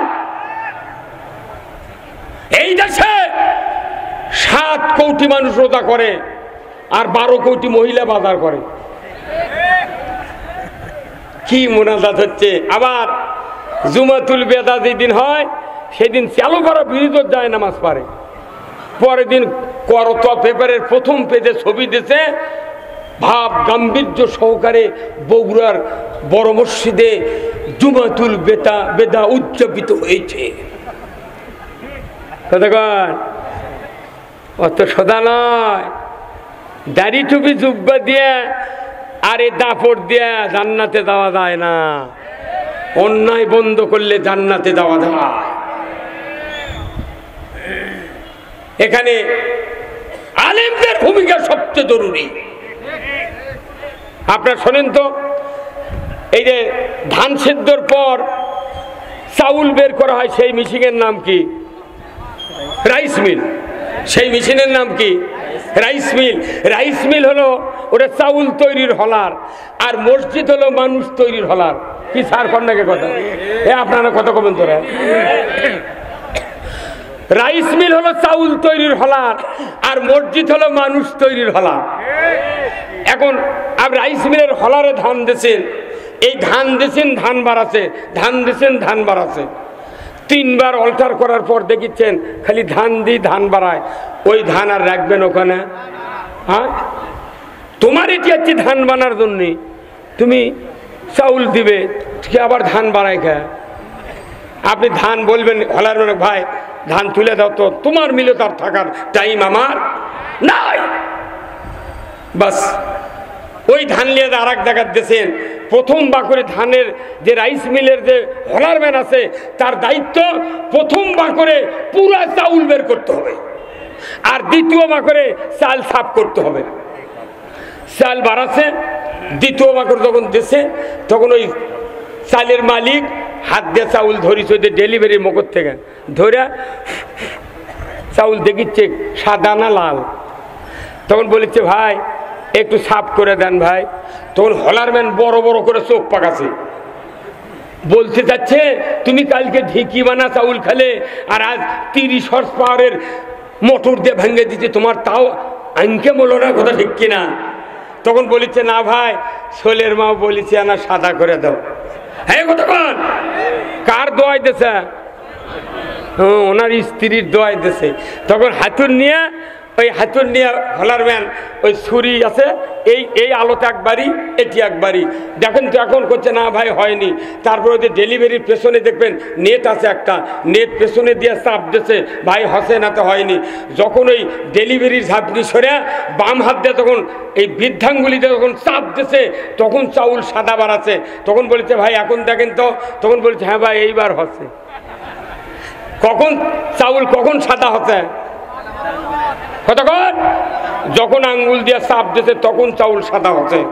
আচ্ছা হলার থেকে যদি চাউল লাল বাড়ায়, ধান বাড়ায়, তাহলে দোষ কার? হলারম্যান। ড্রাইভার হলে ট্রাকেরও ড্রাইভার আছে, যে ভাষা যেটি দরকার সেটা করা লাগবে। হ্যাঁ কতক্ষণ? চাউল যদি ধান থাকে লাল হয় তাহলে দোষ হলো হলার মেনে, কথা বল। তাহলে ওটা চাউল তৈরির হলার, চাউলের কোনো ত্রুটি হলে দোষ হলো হলার মেনে, না মিলালার কার দোষ? হলার মেনে। আর মসজিদ হলো মানুষ তৈরির হলার। মসজিদে বেনামাজি ঢোকে, শুক্রবার নামাজ পড়ে বেনামাজি বাড়ায়, সুদারু ঢোকে সুদারু বাড়ায়, সিসিলুন ঢোকে সিসিলুন বাড়ায়, খালি জুম্মার নামাজ পড়ে জুম্মার নামাজ পড়ে বাড়ায়। হ্যাঁ কথা বল। একটা করে মসজিদে 10 আনা লোক 5 ওয়াক্ত নামাজ পড়ে না, এই কথা কোন টাকা?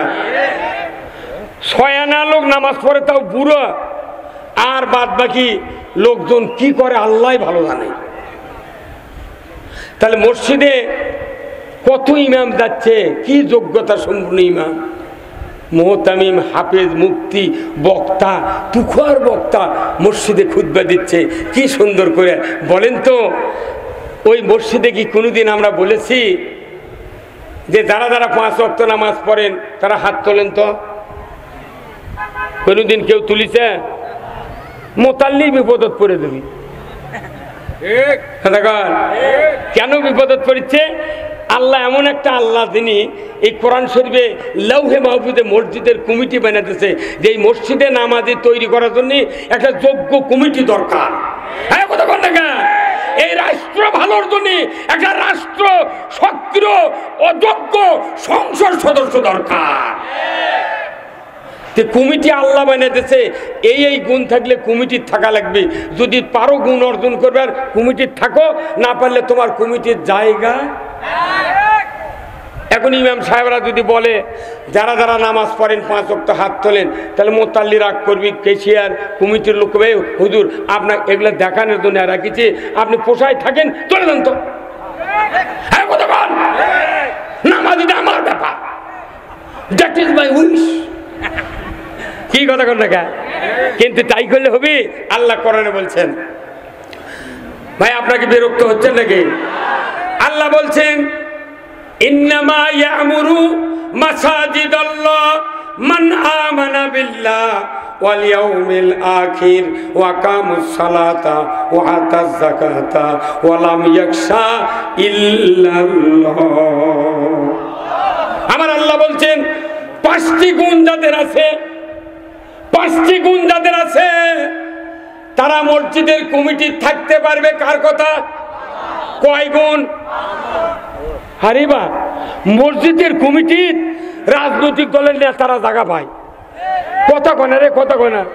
কয় আমি অমুক দলের সভাপতি, আমাকে মসজিদের কমিটি বানার লাগবে। তুমি কি প্রাইমারি পাস? এটা কথা কয় না রে। কি ভাই, ওই দলের নেতা সেদিন ওকে বলে মসজিদের কমিটি মানে, আরে তুই বদলা লড়ার যোগ্যতা নেই।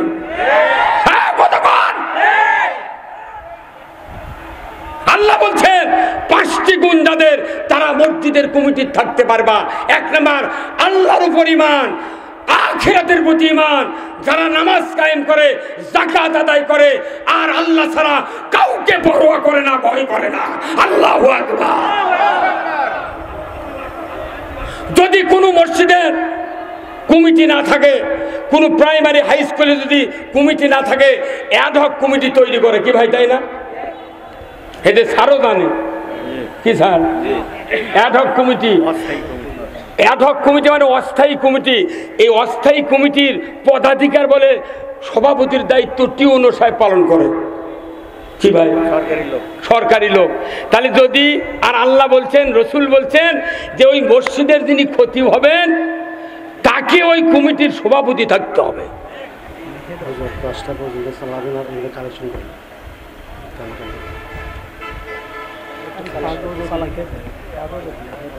চালাচ্ছি তো, আপনি আবার কি, আপনি যখন সিগন্যাল দেবেন হবে, স্লিপ দেবেন আমার। এগুলো বারবার এগুলো করলে অসুবিধা, বুঝছেন? মনে করি এগুলো কথা ভালো লাগছে না আপনার। সব কমিটির একই কথা, কথা বল না। 2-1টা কই যে কয়জন আমার সামনে বসে আছে, এগুলো কোন বিশ্বকাপের জাজমেন্ট। আপনারা তকবির দিচ্ছেন, স্লোগান দিচ্ছেন, ঠিক এনারা চাপা মেরে বসে আছে। সভাপতি সাহেবকে চিৎকার করে বলতে হবে এদেশে আল্লাহর আইন চাই। যারা আল্লাহর আইন চাওয়া দরকার তারা চায় না, গরিব মানুষ আমাকে রোগ দিয়ে জেলত তুলিচ্ছে, আর ওনারে বল পার্সনেরা মৌজ করিচ্ছে ওই আপেল আর আঙ্গুর খায়। যার যেরকম হর্স পাওয়ার তার সেরকম কাজ করতে হবে। আপনার হর্স পাওয়ার বিকো ইঞ্জিল 25 হর্সের, আর আপনি করছেন আমি সিয়ান্টন 6 হর্সের কাজকর্ম, বাটাম ফাটাবি কিয়ামতের ময়দানে। হর্স পাওয়ার গোপন করা যাবে না। আপনি বিশাল মাদ্রাসার মুহতামিম, বিশাল মাদ্রাসার শিক্ষক, আপনি বিশাল কলেজের প্রিন্সিপাল, আপনার উপর যে দায়িত্ব আছে ওই রিক্সাওয়ালার তা দায়িত্ব না। রিক্সাওয়ালা সাতপাতাত মিছিল করে আর প্রিন্সিপাল তল্ল ধরে সপ্তাহবধি মার্কেট টুক করে দেখে। কিয়ামতের দিন খালি খুঁজবি।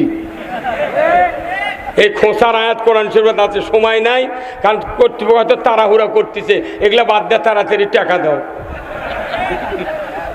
এই কথা কন দেখা ভাইরা আমার, আল্লাহ রাব্বুল আলামিন বলেছেন আল্লাহকে ছাড়া কাউকে ভয় করে না। আমার মসজিদের ইমামগুলি এই বক্তব্য যদি মসজিদে নিয়োগ হওয়ার 1ম তারিখে যদি দিতে পারতেন, বাংলাদেশ 92% মুসলমানের দেশে, ইমানদারের দেশে, বয়তুল মুকাররমের ইমামের পলায়া যাওয়া লাগতো না। বহু দিন হচ্ছে, আমার বয়স 66 বছর, ইমাম বলে যায় জীবনে শুনি। আল্লাহ রে আল্লাহ, কি ডাকাতি কামড়ে ইমাম পলাবু কে রে? তার মানে ওই এমন তেল মারিছে আর এই পৃথিবীর থাকারই কথা নাই। হায় সর্বনাশ, বয়তুল মুকাররমের ইমাম পলে গেল রে। আমরা কত নিচে নেমে যাচ্ছি। আজকে আপনাদেরকে বলা হয় আল কোরআনের আলো, তখন জনগণ বলে ঘরে ঘরে জালো, কথা কোন না? কিন্তু আল কোরআনের আলো মদিনার সংসদে জালো। বদরের যুদ্ধে 313 জন সাহাবীরা যখন যুদ্ধের ময়দানে নেমেছিলেন, রোজাকে তরক করে রোজা ছেড়ে দিয়ে 313 জন সাহাবী বদরের প্রান্তরে যুদ্ধে নামলেন। 1000 কাফেরের সামনে তারা স্লোগান দিয়েছিলেন, আল কোরআনের আলো মদিনার সংসদে জালো। এই কোরআন দিয়া রসুল 10টি বছর পৃথিবী শাসন করেছেন কোরআন দিয়া। অথচ আজকে কে আপনাকে আমাকে এই শক্তি দিল? কোরআন বাদ দিয়া, বাবার আইন দিয়া, স্বামীর আইন দিয়া, কে চাচার আইন দিয়া এই দেশ শাসন করতে হবে। কোথায় লেখা আছে? কোথায় লেখা আছে? 10টি বছর আল্লাহ নবী শাসন করছেন। বাংলাদেশের মতো কমপক্ষে 27টা রাষ্ট্র পরিধি হবে, এত বড় রাষ্ট্রের আমির ছিলেন, প্রেসিডেন্ট ছিলেন স্বয়ং আল্লাহর রসুল। যখন আল্লাহু আকবার, আমরা ভুলে গিয়েছি ইতিহাস। আজ থেকে 6500 বছর আগে ইব্রাহিম আলাইহিস সালাম কুরবানি করেছিলেন তার নিজের সন্তানকে। একটি কুরবানি করবেই, চক্ষু বাঁধে তরবারি চালাচ্ছেন, চালাতে চালাতে হয়রান হয়ে গেছে, তরবারি কাটে না। কি ব্যাপার? গলা কাটলে তো ফোঁস করে সাউন্ড হয়, কিছু হয় না। রাগ করে তরবারি ফেলে দিছে, পাথর কাটে গেছে। আবার চোখ খুলে দেখে পাথর কাটলো, তরবারি তুমি কাটো না। বলে, হে ইব্রাহিম, খবরদার, তুমি তোমার হুকুম, আল্লাহর হুকুম পালনের জন্য তরবারি চালাচ্ছ, কিন্তু আমাকে যে আল্লাহ সৃষ্টি করেছেন, ইসমাইলের গলা কাটা তো দূরের কথা, এক কাটা পশম যদি কাটি আমাকে জাহান্নামে দিয়ে শাস্তি দিবে। 6500 বছর আগে গলায় কাটিছে, শেষ পর্যন্ত দুম্বা নিয়ে জিব্রাইল ইসমাইলকে কলত করে দাঁড়িয়ে থাকলেন, আর দুম্বা জব হয়ে গেল। বলুন তো, ওই সময় দুম্বার গলায় গলা কাটিছে না উপরে কাটিছে? কোথায়? তাহলে ওই সময় কুরবানি করতে গলায় কাটার সিস্টেম কে চালু করেছেন? আচ্ছা, এখন এসে যদি বাংলাদেশের 12,000 মুফতি, 14,000 বক্তা আর 15,000 ইমাম যদি বলে যে আমরা এতদিন গরু, বকরি, মহিষ, উট, দুম্বার গলাত কাটিয়া কুরবানি করেছি, আমাকে এই সিস্টেম করতে গিয়া উনি কি গরু বাছুর জমিনে পাততে গিয়া কারো সিংহের ঘুতে লাগে, পাওয়ার লাত্তি লাগে, চোখ ফাটে, পাথর ভাঙে, এত কষ্ট করা যাবে না। গরু এইভাবে ধরে থাকবে, গামছা দিয়ে চোখ বান্ধা বিসমিল্লাহ কয়ে ভারত চোট মারবে, কাল্লা পরে যাবি, গোস্ত খাবে। আচ্ছা, এই ফতুয়া যদি এই দেশের এতগুলো ইমাম মুফতি এরা ফতুয়া দেয়, তাহলে এই ফতুয়া কেউ মানবি? হ্যাঁ, মানবে? হ্যাঁ, আর ওইভাবে গলা কাটা নয়, এই উপরে কাটে যদি একটা ফকিন্নি যদি 20 কেজি গোস্ত আর 3000 টাকা দিয়ে বলা হয়, মা তুই 3000 টাকা তেল মশলা কিনে গোস্তটা ফাইন করে পাক করে খা, মা খাবি? হ্যাঁ, তার মানে এটা হলো সিস্টেম আল্লাহর, গলাত কাটলে সেটা হালাল আর উপরে কাটলে হারাম। তাহলে আপনি গরু কুরবানি করতে গলাত না কাটে উপরে কাটলে টাকা দিলেও গোস্ত খেতে চান না, লাইফে ওটা করছেন হারাম। তাহলে যে আল্লাহ সুদ হারাম করেছেন সেই সুদ দেশত চলে, আর আপনি জুম্মার মধ্যে এতেকাব করছেন।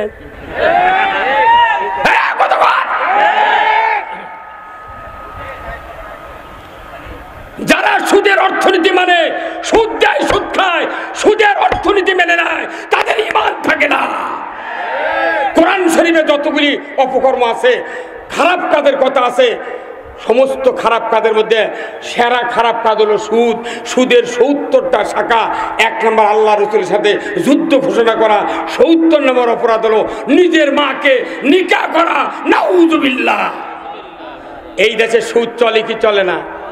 তাহলে আপনি কুরবানি গলা বাদ দেয়া মাথা ভারত কাটলে খান না, আর আল্লাহ করছে সুদ হারাম। সেই সুদের অর্থনীতি মানে বছরে 3 বার করে উমরা করছেন, আর 1 বার করে হজ করছেন, আবার এসে করছেন 6 বার চুমা দিছি পাথরত। আল্লাহ তখন কয়, জিবরাইল আর মাথা ঠিক নেই, তুই যে অর্থ দিয়ে হজ করে চুমা দেওয়ার গপ্প দিচ্ছ, তুই পাথর চুমা দেওয়াকে তোর গিলে খেলেও কোনো লাভ হবে না। এদেশে বারবার সংসদ কায়েম হয়েছে, এদেশে বারবার সরকারকে আমরা দেখেছি ইমানদারের দেশে সুদ হারাম করেছেন আল্লাহ। অথচ আজকে সুদের অর্থনীতিতে পুরো পৃথিবী নয়, পুরো বাংলাদেশ একবারে জর্জরিত। এমন কোন গ্রাম নাই 15.5 আনা লোক কিস্তির সাথে জড়িত নাই।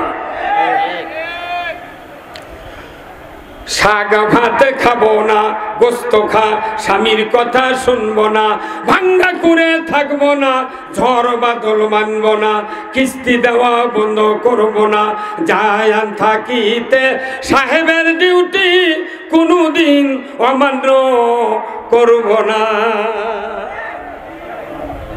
এই যে সুদ চলিতে দেশ, কারু টেনশনই নাই। কি ভাই আছে? কারণ সুদ খেলে যে ইমান থাকে না, এটা এখনো বোঝেনি। আচ্ছা বলুন তো, এখানে একটা মূর্খ মানুষ, লেখা নেই, পড়া নেই, কিচ্ছু নেই, কিন্তু এই মসজিদে, এই শহীদুল ভাইয়ের মসজিদে অজু করছে। অজু করার পর পূর্ব দিক দিয়ে যায় মসজিদে ঢুকতেছে। ঢোকার সময় মাজা সাফরা স্যান্ডেল হাতত নিচ্ছে, ভেতরে না লেগে গেলে তো চুরি হবে। কি দেশ রে, জুতো চুরি হয়।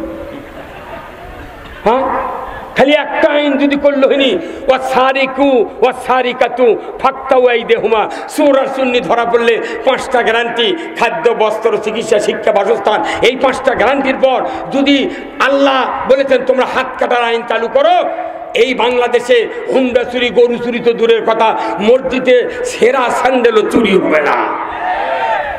আর প্রত্যেকটা মসজিদে জুতা লিয়া আগে নামাজি জুতা চৌকাট পার করে, তারপরে ওই পেছনে ঢোকে। কথা বল না, জুতা চুরির মতো একটা ঘটনা বাংলাদেশে বন্ধ হয় নাই। এখন আমরা বলছি আমি মুসলিম, আমি মুসলমান। নেভার। আপনি আমি অধ্যয়ন করি না কোরআন। বলুন তো, একটা লোক অজু করেছে, স্যান্ডেল খুলতে গিয়া পেছনের রাস্তা দিয়ে বাতাস বাড়াচ্ছে, এই লোককে ওই অবস্থায় মসজিদে ঢোকে? হ্যাঁ ঢোকে। কেন ঢোকে না? ওই মূর্খ লোক জানে আমার অজু আর নাই। কেউ যদি রোজা থাকে, দুপুরবেলা যদি 1 প্লেট ভাত খায়, রোজা থাকে।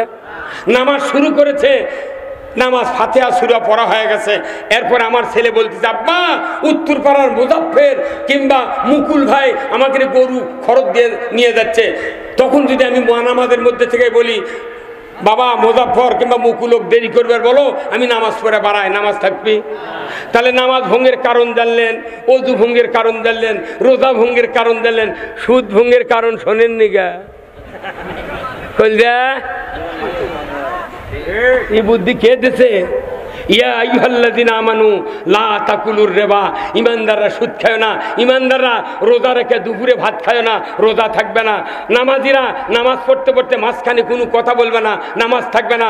ইমানদাররা ওযু করে তুমি বাই ছাড়ো না, ওযু থাকবে না। ইমানদাররা তুমি ইমানে না সুদ খায় না, ইমান থাকবে না।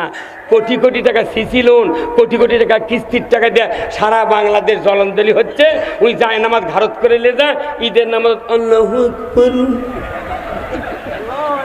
তোর বাটাম যদি না ফাটায়, নেতাগিরির কাম বাঁধেনি, নেতাগিরির কাম বাঁধেনি। অর্থনীতি সিসি লোন নামিছে একটা, যারা ব্যাংকে চাকরি করে দেখবেন একটা লোনের নাম হচ্ছে সিসি। এটা ইংরেজ, বাংলা হলো অক্ষর সি, ছয়ের শিকারের সি। এটা যদি এক আলিফের মদ দেওয়া পড়া হয়, ছয়ের শিকারের সি, ছয়ের শিকারের সি, মানুষ বুঝবার পাবে না। কিন্তু হরকত দিয়ে যদি পড়া হয় সিসি। এটা আমার এই কাপড়ে যদি গোবর, গরুর পায়খানা, মানুষের পায়খানা ভরে, অবশ্যই সভাপতি সাহেব বলবি, হুজুর সিসি আপনার কাপড় কি? কিয়ামতের দিন যারা অর্থ উপার্জন করতে করতে করতে পাহাড় পরিমাণ অর্থ নিয়ে দুনিয়াতে মৌজ করতেছে, অর্থনীতি আল্লাহর দেওয়া জীবন বিধানে চালু করলো না, কিয়ামতের ময়দানে এদেরকে আলাদা করে এক জায়গায় দাঁড় করিয়ে রাখা হবে। তাদেরকে বলা হবে, এ আমার ফেরেশতা, এই দুনিয়ার ধনী ধনী মানুষকে ডাক দাও। তারা অর্থনীতিকে সুদ ভিত্তিক চালু করে তারা কামাই করেছিল অর্থ। এদেরকে আমি আজকে লোন পাস করে দেব, কত কোটি সিসি লাগবে? কে? অনুরোধ করছি, অর্থনীতি বাংলাদেশে জাকাত ভিত্তিক কায়েম হোক। কারা কারা চান একটু হাত তোলেন তো দেখি, তোলেন, হাত তোলেন, তোলেন। লিল্লাহে তাকবীর,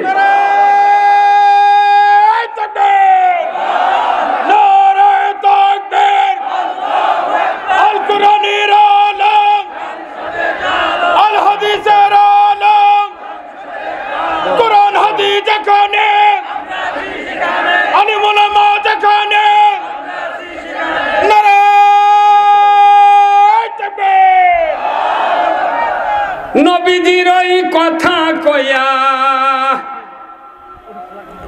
নবীজির ওই কথা কয়া সবাই কান্দে, কিন্তু নবীর সমাজ গড়ার কাজে শত দ্বন্দ্ব মনে বাজে। কি কথা ঠিক? আওয়াজ ধীরে হলো গা, জোরে কোন ঠিক? নবীজির ওই নীতিতে সবাই বলতে পারে, সেই আদর্শে ব্যক্তি জীবন রাষ্ট্র গড়ার কাজে পিত্ত জলে ছেঁচেতে করে, পিত্ত জলে ছেঁচেতে করে বকে আজে বাজে, কিন্তু নবীর সমাজ গড়ার কাজে শত দ্বন্দ্ব মনে বাজে। কোন জায়গার বিরোধিতা নাই। রসুলের আদর্শ ভিত্তিক সমাজ গঠন করতে চাইলে আজকের সমাজের লোকেরা তার বিরোধিতা করে, কথা ঠিক কিনা?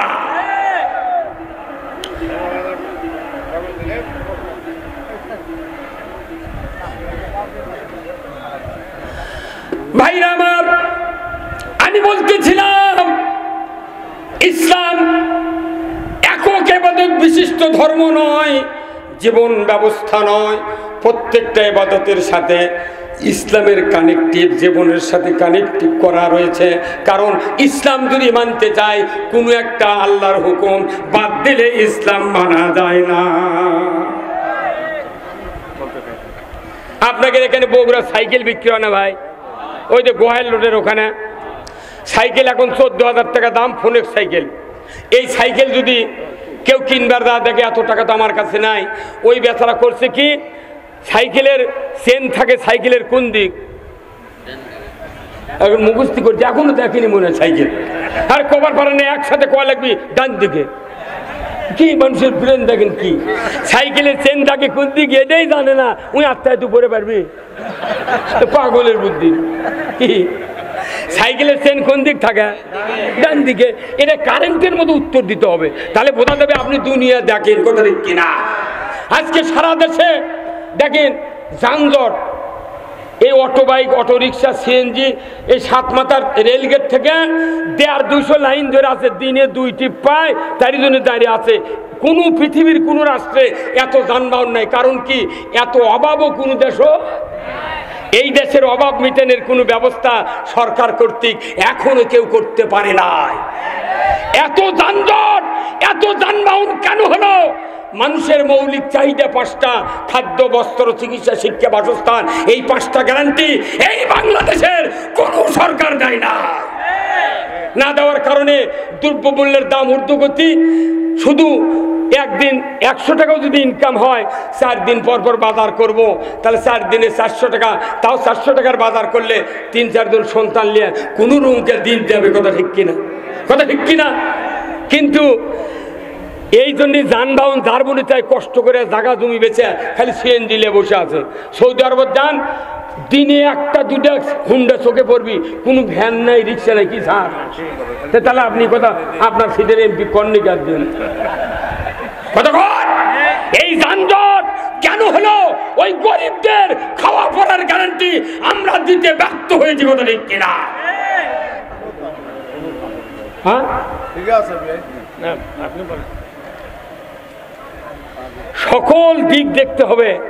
খালি নামাজ, রোজা, এতে আবার কোরআন শিক্ষা দিচ্ছেন। কোরআনও আছে, আল্লাহ তাআলা রাসূল বলছেন তলাবুল ইলমি ফারিদাতুন আলা কুল্লি মুসলিমিন ওয়া মুসলিমাত। আল্লাহ প্রথম আয়াতটা দিয়েছেন ইকরা বিসমি রাব্বিকাল্লাযী খলাক। পড়ো মুহাম্মদ, সৃষ্টিকর্তা রবের নামে। আল্লাহ রাসূল বলছেন আল্লাহ যার কল্যাণ চান তাকে কোরআনের জ্ঞান দেন। আজকে জাতি কোরআন পড়ে না, মসজিদের ইমাম আমরা কোরআন পড়তে পারি না, অর্থ বুঝাতে পারি না। আজকে চতুর্দিকে সমস্যা বাড়তে বাড়তে ক্যান্সারে পরিণত হয়ে গেছে। এই ক্যান্সার ভালো করতে গেলে কোরআনের আইন ছাড়া সম্ভব আছে? সম্ভব আছে। এই জন্য আসুন, আজকের এই গোদারপাড়ার বিশিষ্ট জনেরা, বিশেষ করে আমার বিআই শামসুল ইসলাম ভাই, উনি এই গোদারপাড়ার অনেক লোকদেরকে নিয়ে এই মাহফিলের আয়োজন করেছেন। এই ঈদগাহ মাঠ এই এলাকার মধ্যে সবচেয়ে বড় মাঠ। আমি এখানে গর্ত দেখেছিলাম আজ থেকে 3-4 বছর আগে, পুকুর। সেই পুকুর ওনারা এমনভাবে সংস্কার করেছেন। আজকে এখানে 2য় বর্ষ কোরআনের মাহফিল, অনেক লোক আপনারা এসেছেন। মসজিদ, মাদ্রাসা, ঈদগাহ মাঠ, এটা যদি আপনি তৈরি করেন, এটা আল্লাহ সদকায়ে জারিয়ার সওয়াব দিয়ে দেবে। অনেক মানুষ আছেন, আমি আপনাদেরকে একটু অনুরোধ করব, আপনাদের যার যার সঙ্গতি আছে কমিটির ভেতরে, এখানে যারা শ্রোতামণ্ডলী আছেন তাদের ভেতরে, এটা একটা সদকায়ে জারিয়ার কাজ হবে। এই জায়গাটা তারা সুন্দর করে একটা সুসজ্জিত একটা ঈদগাহ মাঠ তৈরি করবেন, মেজে করবেন, ওয়াল দিবেন, মেহরাব বানাবেন, এটা যাতে একটা আদর্শ একটা ঈদগাহ মাঠ হয়। আগামী দিনে এই মাঠে আমরা এর চেয়ে বড় ধরনের তাফসিরের আয়োজন করবেন ওনারা। এই জন্যে কর্তৃপক্ষ আমাকে অনুরোধ করেছেন যে বিআই কিছু একটু কালেকশন করা। আপনাদের কাছে আমার অনুরোধ, আল্লাহর দ্বীনের জন্য যে কথাগুলি শুনলেন, এই ঈদগাহের জন্য আমরা কারা আছি, 2000, 5000, 10,000, 20,000, 1 মণ ধান, 200 টাকা, 500 টাকা, যার যার সঙ্গতি আছে একটু দিবেন। আমি আপনাদের জন্য দোয়া করব। মা বোনেরা যারা আছেন প্যান্ডেলে, আপনাদের কাছে আমার আহ্বান, আপনারা একটু টাকা উঠায়া এই প্যান্ডেল পাঠায় দেবেন। এই প্রথমভাবে আল্লাহর কোন বান্দা আছেন 5,000 টাকা দেবেন, আমি তার জন্য দোয়া করব। আর ভলেন্টিয়ার ভাই যারা আছেন, কিছুক্ষণের ভেতরেই আমাদের সামনে সম্মানিত প্রধান বক্তা, বিশিষ্ট আলেমী দ্বীন, সারা বাংলাদেশের মাজলিসুল মুফাসসিরিনের কেন্দ্রীয় সহসভাপতি কামরুল ইসলাম সাইদ আনসারি ভাই, আমাদের বাংলাদেশের এক উজ্জ্বল নক্ষত্র, উনি কষ্ট করে ঢাকা থেকে এসেছেন। কিছুক্ষণের ভেতরে আপনার কাছে ওনাকে হাজির করবেন কর্তৃপক্ষ। এই মাঠের জায়গা দলিল হবে এবং দলিল এখনো হয় নাই, দলিলের জন্য টাকার দর, সুতরাং দলিলের 2,60,000 টাকা দরকার। এই টাকা আপনারা যদি কিছু হেল্প করেন তাহলে আল্লাহর বান্দারা একটু উপকৃত হবে। আসুন একটু আপনারা যারা প্রমিনেন্ট ফিগারের লোক আছেন 5,000 10,000 করে 2,000 করে একটু টাকা দেন। আর আপনাদের কাছে সর্বশেষে ব্যাগ যাবে, একজন লোক উঠবেন না, যার যা আছে একটু দিবেন ভাই। আমি আপনাদেরকে আহ্বান জানাচ্ছি, যারা কর্তৃপক্ষ দাওয়াতি মেহমান আছেন, আমি আপনাদেরকে অনুরোধ করব, আসুন আল্লাহর বান্দারা কে কি দিবেন খুব তাড়াতাড়ি